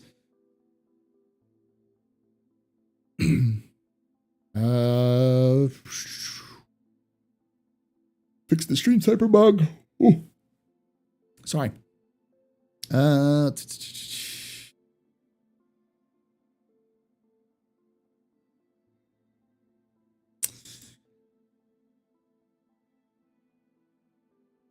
Procedural location creation tool. Massive, procedurally able to do things like procedurally generate the crashing, like the destruction trail of a ship that had crashed for derelicts. That may mean down the line you could do things like procedurally generate everything on the planets, points of interest on the planets. That should cut down on the time of building stuff on planets by a lot. QA fully integrated in with more locations. Narrative is doing a brand new, very story-based mission, new ships, new concepts, brand new recordings for frontline, or for what are they called? Frontier vendors, which is the Wandering Trader. They could be, could not be. I think that makes sense to put those in there. Completely redoing the signage, which is nice. A complete overhaul of Loreville from the ground up, brand new location, and with obviously new outskirts and stuff like that, and new crash sites for the Mercury and the 600i being in white box. Going through here. Updates to Gen 12, 2 brand new undisclosed like ships, vehicles, one which is in final art phase, one which is in gray box phase. Brand new refactor of and redesign of restricted areas and brand new transit systems. We've got the beginnings of engineering and life support. Aegis Reclaimer confirmed to be able to do hull scraping, plus working on the mulching mechanics, ship tractor beams, and salvage grinder for salvage. You've got the move all button for inventory, huge thing there. A brand new event, which is coming soon, which first time we've heard of this. Brand new Arena Commander and Star Marine maps, possibly even modes. Continued of support for Gen 12 of the rendering. A new community hub. The SRV is moved into gray box phase. New clothing. New animations, specifically facial animations for rescue and transport missions, outlaw characters, AI bartenders, and player emotes, with the brand new mocap studio up and running. Freaking new updates to how AI kind of move and how players move. Shoot, what else is that? And Yeah, brand new shopkeeper behavior being worked on by a new AI programmer, and some other updates as well. This is pretty massive. There's a lot of stuff this month, which is pretty important. I even skipped the road to 4.0 being implemented. So we're going to see more updates starting September for updates to 4.0. So link is going to be in the description for those of you all watching this as the capsule. Make sure you read that. It's pretty big. And yeah, hopefully you enjoyed this. As I always say, I do not know if this is useful or not. If you find it useful and you're enjoying this, please let me know in the comments below so I continue to do this. But also let me know, anything in this stand out to you? If you're someone who knows the engine stuff, can you explain that a little bit to us in the comments? Anything in this that stands out to you, being like, dang, that sounds cool, or that sounds bad, let me know in the comments below. Remember to subscribe if you haven't already done so.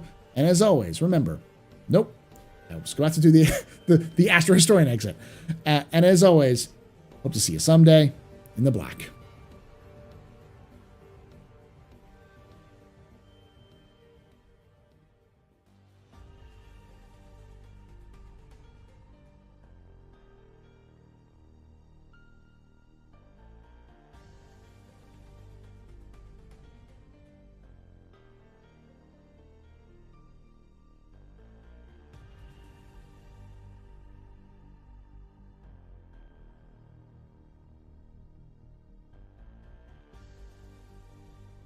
All right.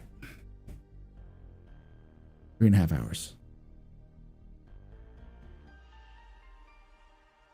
Oh, no problem. Rollo? What do y'all think? That's bad. That's big. That's big. Frontier Vendor, does that mean one of the new ships is trading / merchant ship? We've seen a lot of them BMM. I wouldn't be surprised. But we don't have any full like trading mechanics yet, so we may not have that.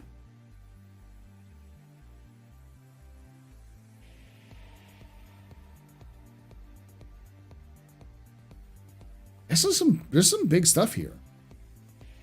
Like, I cannot overemphasize the fucking procedural system, like procedural placement system. That's huge. That's fucking massive. And that's what Montreal is there to do.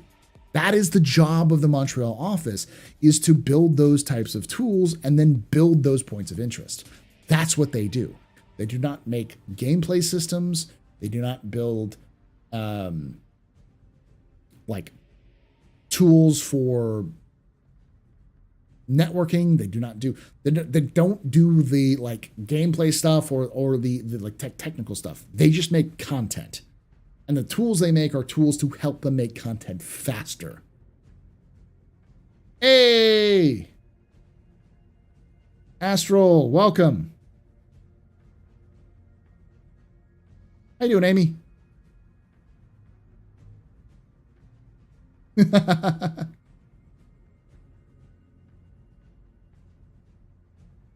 They build locations and missions. That's what they do.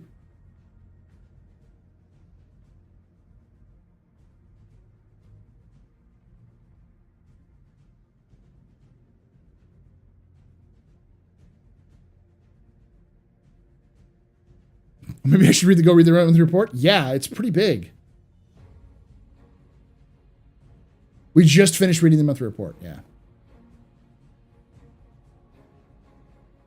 Well, remember, back in January, the Reclaimer derelicts and outposts were in white box, and they were released within 6 months. So I wouldn't be surprised if the 600i and the Star Runner derelicts were in the last patch of the year. If they're already in white box phase, they might be done by like November.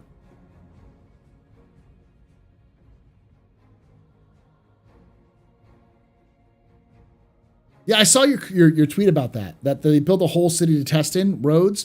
Probably not. They said it's in reference to the restricted area.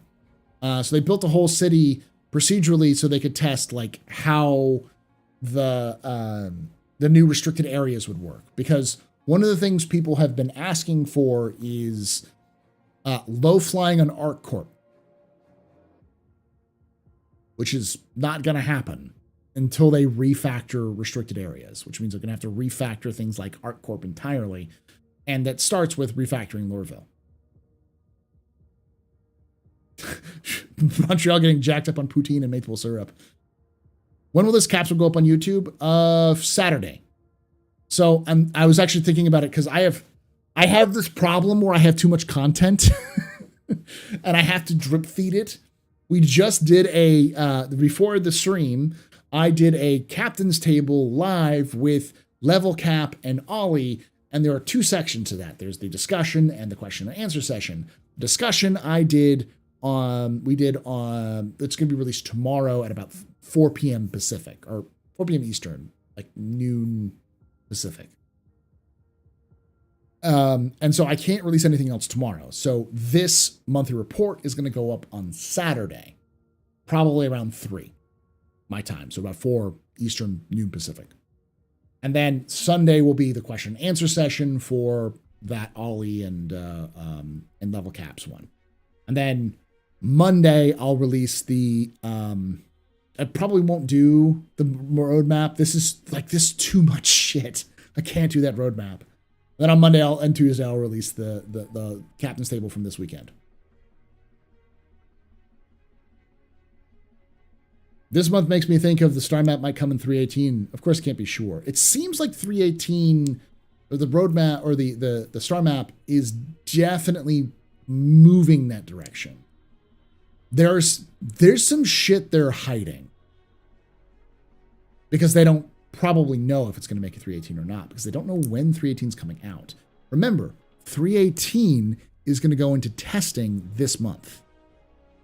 So it's likely going to hit Evocati before the end of July. And if it hits Evocati before the end of July, it means that nothing that's added later will be in 318. Now, we might see it go up again, No, we're not going to see 318 is actually 4.0. The 4.0 is not coming out. They've even said with the Road to 4.0 thing that it's not coming out until, that whole thing's not happening until, that's not coming out until September. So. Secrets don't make friends, CIG Paul. The reason why they're keeping secrets is probably more to the fact that they don't know if it can make it or not. So they're not going to commit to something that they don't have 100% or a very high confidence that can make it. And Shiori, thank you so much for that Twitch Prime. And Death Trooper, thank you so much for that Twitch Prime for 5 months as well. What were you doing there, Amy, by the way? I'm doing good. Welcome. My brain is scattered. Amy, we just read through some heavy stuff. There's a lot of stuff that's coming or it's been worked on last month. What were you working on, Amy? And for those of you who are coming from Amy's stream, my name is Paul. This is my AstroPub. This is the office hours where we come in, hang out, and just shoot the shit. We talk about the Star Citizen and talk about the latest news and it's an AMA, so you can ask me questions, that kind of stuff too. Yeah, CitizenCon this year is going to be very light. Next year is going to be the year. We'll see. Is there more recent drama of Theaters of War? I've heard more people talk about Theaters of War. Is there something else that came up with Theaters of War? Because we know Theaters of War is effectively not releasing. What is this recent drama of TOW?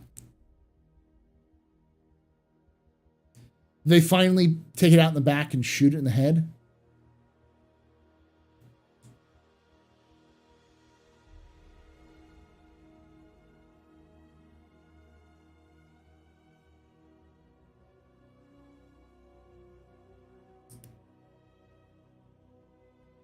Montreal is amazing, but it seems even more so to us because we immediately benefit from their work in the PU. A lot of other teams' work is hidden off in Squad 42. Seriously crazy month for development. CIG knows better to confirm anything early. If If they were pregnant, they wouldn't confirm it until it was about to have its umbilical cord clamped. Yeah. Just another long line of locked threads. Ow. Ow. This is why I don't go to Reddit and don't go to Spectrum, because I don't care.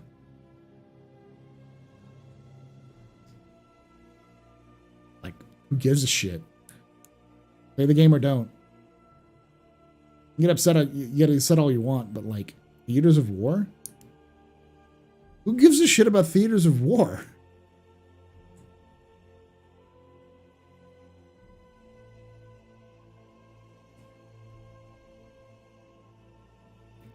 I'm glad they didn't do theaters of war when they did. I'd love for them to completely overhaul the whole idea. Because personally, I think Arena Commander and Star Marine are dumb. They were great test beds for what they originally were. But I feel like at this point, Arena Commander and Star Marine need to be merged with Theaters of War to create a full-on experience based off of maps. And, you know, you can have some things which are more based on space flight, more maps that are based on FPS, maps that are combined of the two or modes, and have custom maps as well for future stuff. But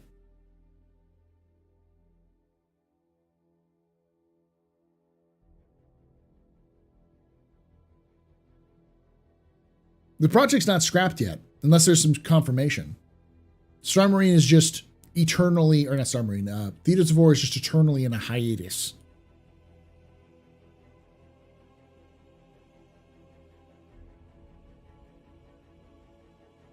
Wave 2 is not fucking ready, y'all. Did they release Wave 2? Because it's not ready for Wave 2. Yeah, they're not important. I know why they have a team working on them, because Squadron is, the multiplayer component of Squadron 42 is Arena Commander, Theaters of War, and Star Marine. That's the multiplayer you get with Squadron. So they want to have something there when Squadron comes out.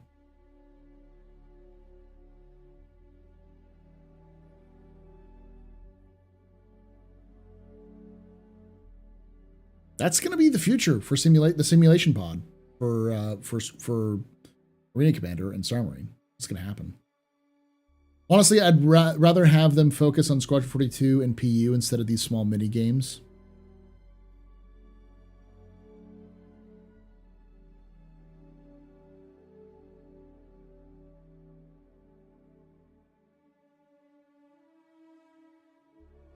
Wave 2 is needed to fix stuff, not paid preview testers. Wave 2 is needed to fix stuff. It's not there for people to play tourism so they can see the most recent patch stuff and then leave after 5 minutes and not actually help test the thing.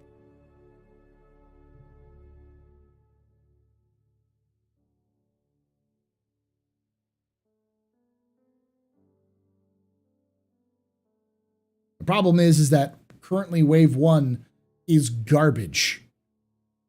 PTU Wave 1 sucks. I've seen worse, but holy fuck, that desync is out of the fucking control. The rubber banding and desync is unexcusable, especially for a patch that is literally the FPS patch. It is the first person shooter patch for Star Citizen, and they're fucking it up hardcore.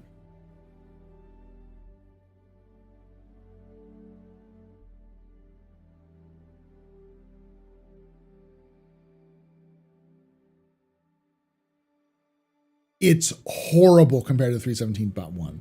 It is almost a joke. The thing is that it doesn't feel like a bug. It feels like over or under tuning something inside the system. Because we know that they developed some systems to try to smooth out animation and players so you aren't bumping into each other as much. And that seems to have been over-tuned. So players and AI now just rubber band and bounce all over the place. Theaters of War will get normies pumped for Star Citizen if it's included in Squad 42. It should be. Was having a ton of CTD, with no crash handler, it makes it hard to report. But I guess they put something in this patch today to fix that. Yeah.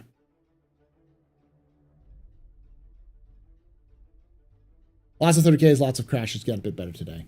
They could put sim pods in the ship dealers. They could just have new Arena Commander pods. They could just have arcades. Just have an arcade. They have arcades in the bars. Just replace some of those arcade machines with like a freaking sub pod. You're good.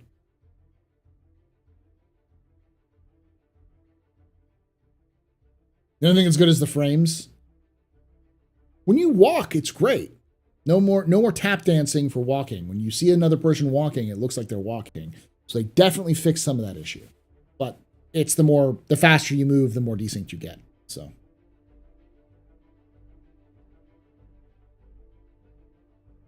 again, though, it doesn't feel like a bug. It feels like over or under tuning. Oh, it's definitely, if you don't believe that there is going to be a recreation, or in one of the rooms, probably the mess of the Idris of the Stanton, if you do not believe that there's going to be a sim pod in that fucking mess, you are insane.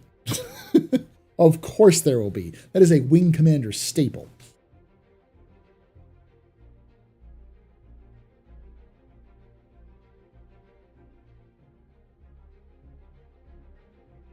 Ooh.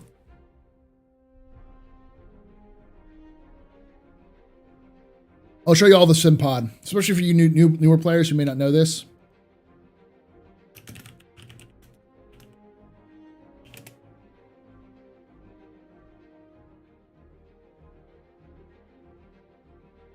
Here we go.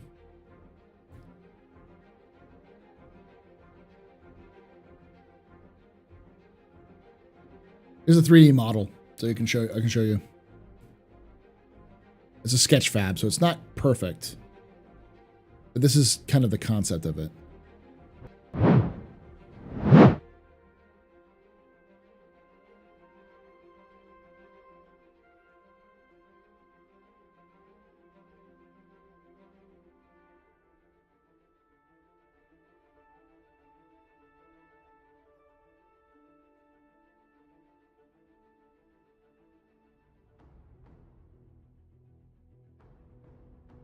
Wow, this is really janky.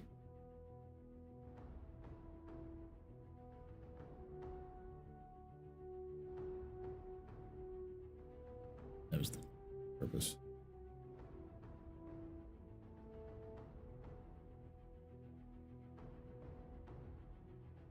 This is the sim pod. You would get into here, you step into here, and then this would rotate over and cover you, and then that's how you would get access to Arena Commander and Star Marine. And this is what it looked like. This is from over a year ago. You can still find these on Microtech. They do exist in the Microtech area. You can still find them, but they're not useful or anything. They don't work. Yeah, they have them in the factory line. And my camera is very serious.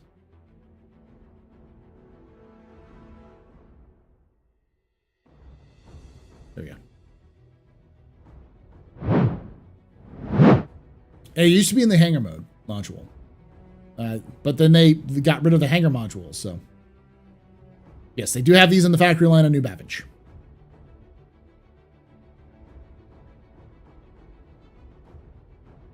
Why not to use the SimPod's Fallout style? They have even the whole DLC dedicated to simulation missions entered through it. It would be so cool. That's kind of the point of Theaters of War. Theaters of War are all actual recreations of actual battles that existed in the history of Star Citizen. Like the first map is called Crossroads of Crime, which is actually a recreation of a battle that took place between pirate forces and UEE on the planet of or in the system of Nexus. So serious camera.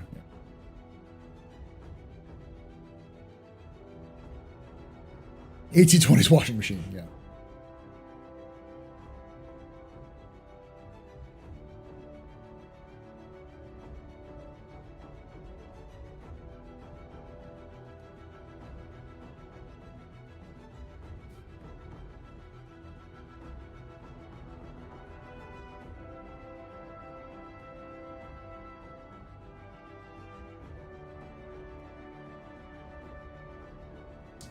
Coming up on 4 hours.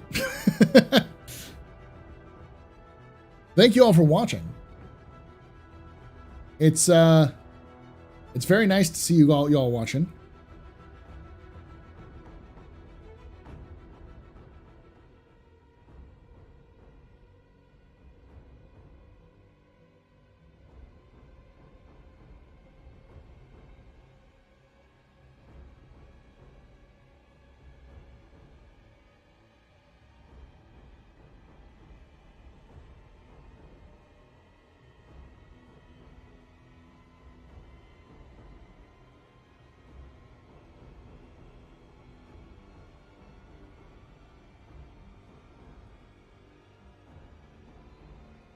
Am I doing a 24-hour stream? Not soon.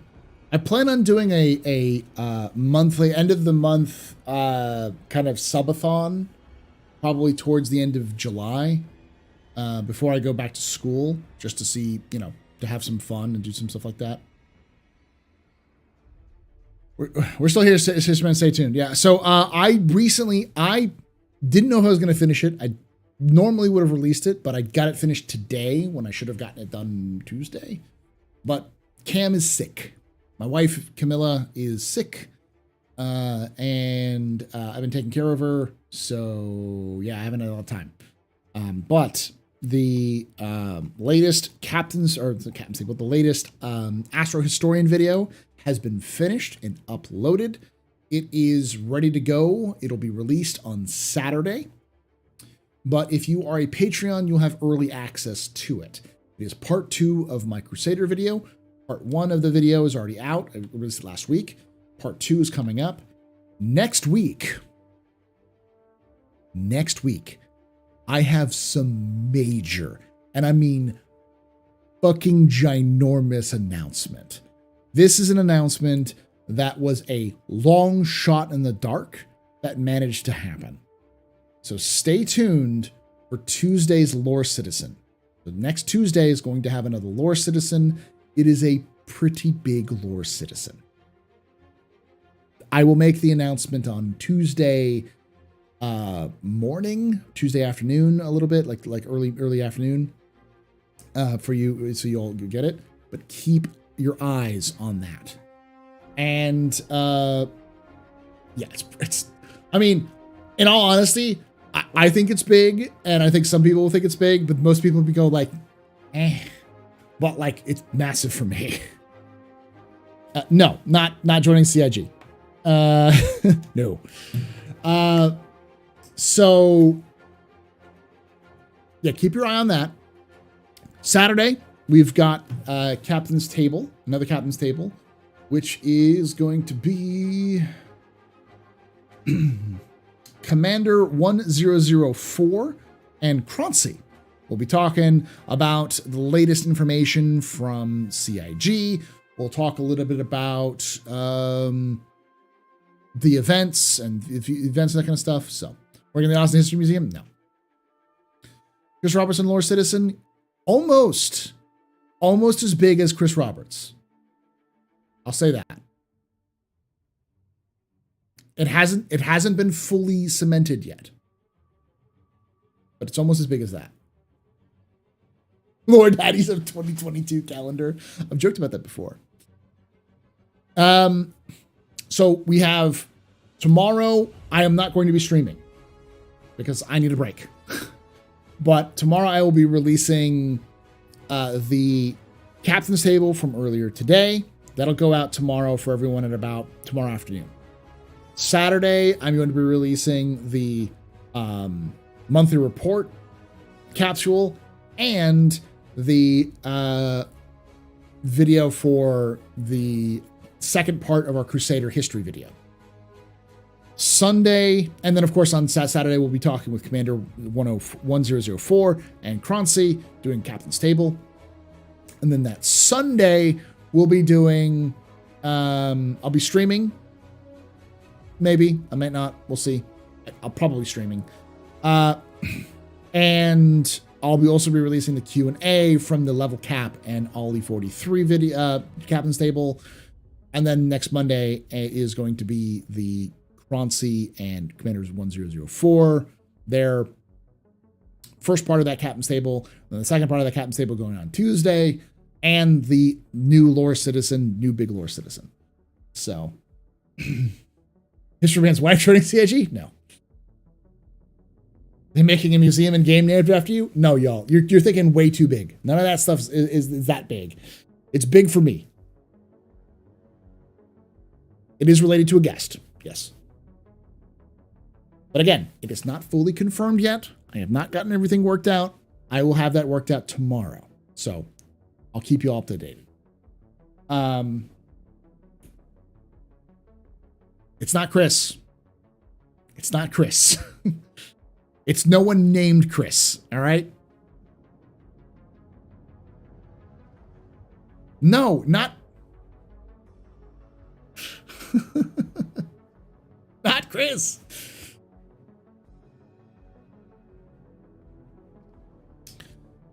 But it's going to be a very nice episode anyways. I think if you are interested in lore, maybe even if you're just passing interest in lore, that episode is going to be a must listen to. Like, guaranteed must listen to, period. So, and then next Saturday, I'm going to release part 3 of the Crusader video. So, a lot of content is being sent your way. Chris with a K, no Chris's period G4. And if you haven't already subscribed to our YouTube, TheAstroPubLive, youtube.com/TheAstroPubLive, please do so. !YouTube in the Twitch chat if you want to get there. If you're watching this on YouTube, make sure you're subscribed. Because we are currently at 2,000 watch time hours. I need 4,000 watch time hours to reach 4,000 watch time hours to reach YouTube partner, to activate monetization and stuff like that on the video. I already have 1,000 followers, so we're good there. Or 1,000 subscribers, we're good there. I just need that last little bit. And that will help me out a lot because if I have monetization activated on the account, it means that YouTube will be more likely to promote it in the algorithm because money, it makes them money. So it helps me out a lot for the growth and that kind of stuff. So,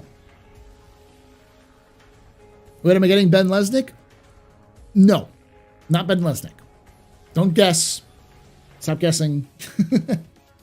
Joe Biden and Star Citizen? Yes, that's what I'm interviewing Joe Biden for.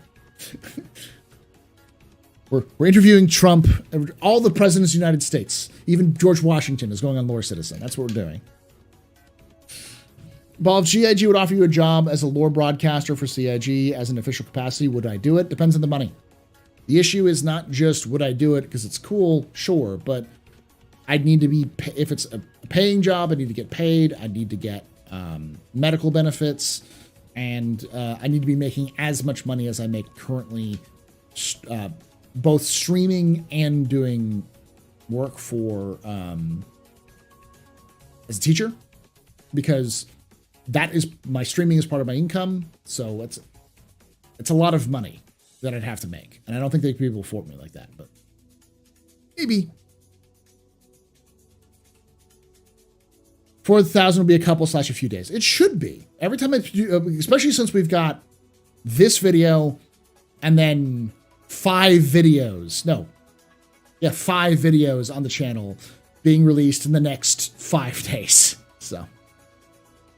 Yeah, USA announcing UEE. Yes, interviewing a messer. All right, y'all. It's 4 hours in, or almost 4 hours in. Thank you all for watching. It means a lot. Thank you to Zero State for the raid. Thank you for Astro Amy for the raid. It said Astro Amy, right? Is that the right one? I know it's Amy.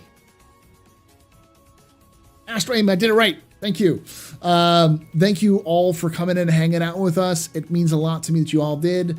And like I say every time, hope to see you someday in the black. And remember, ex Historia ad Astra.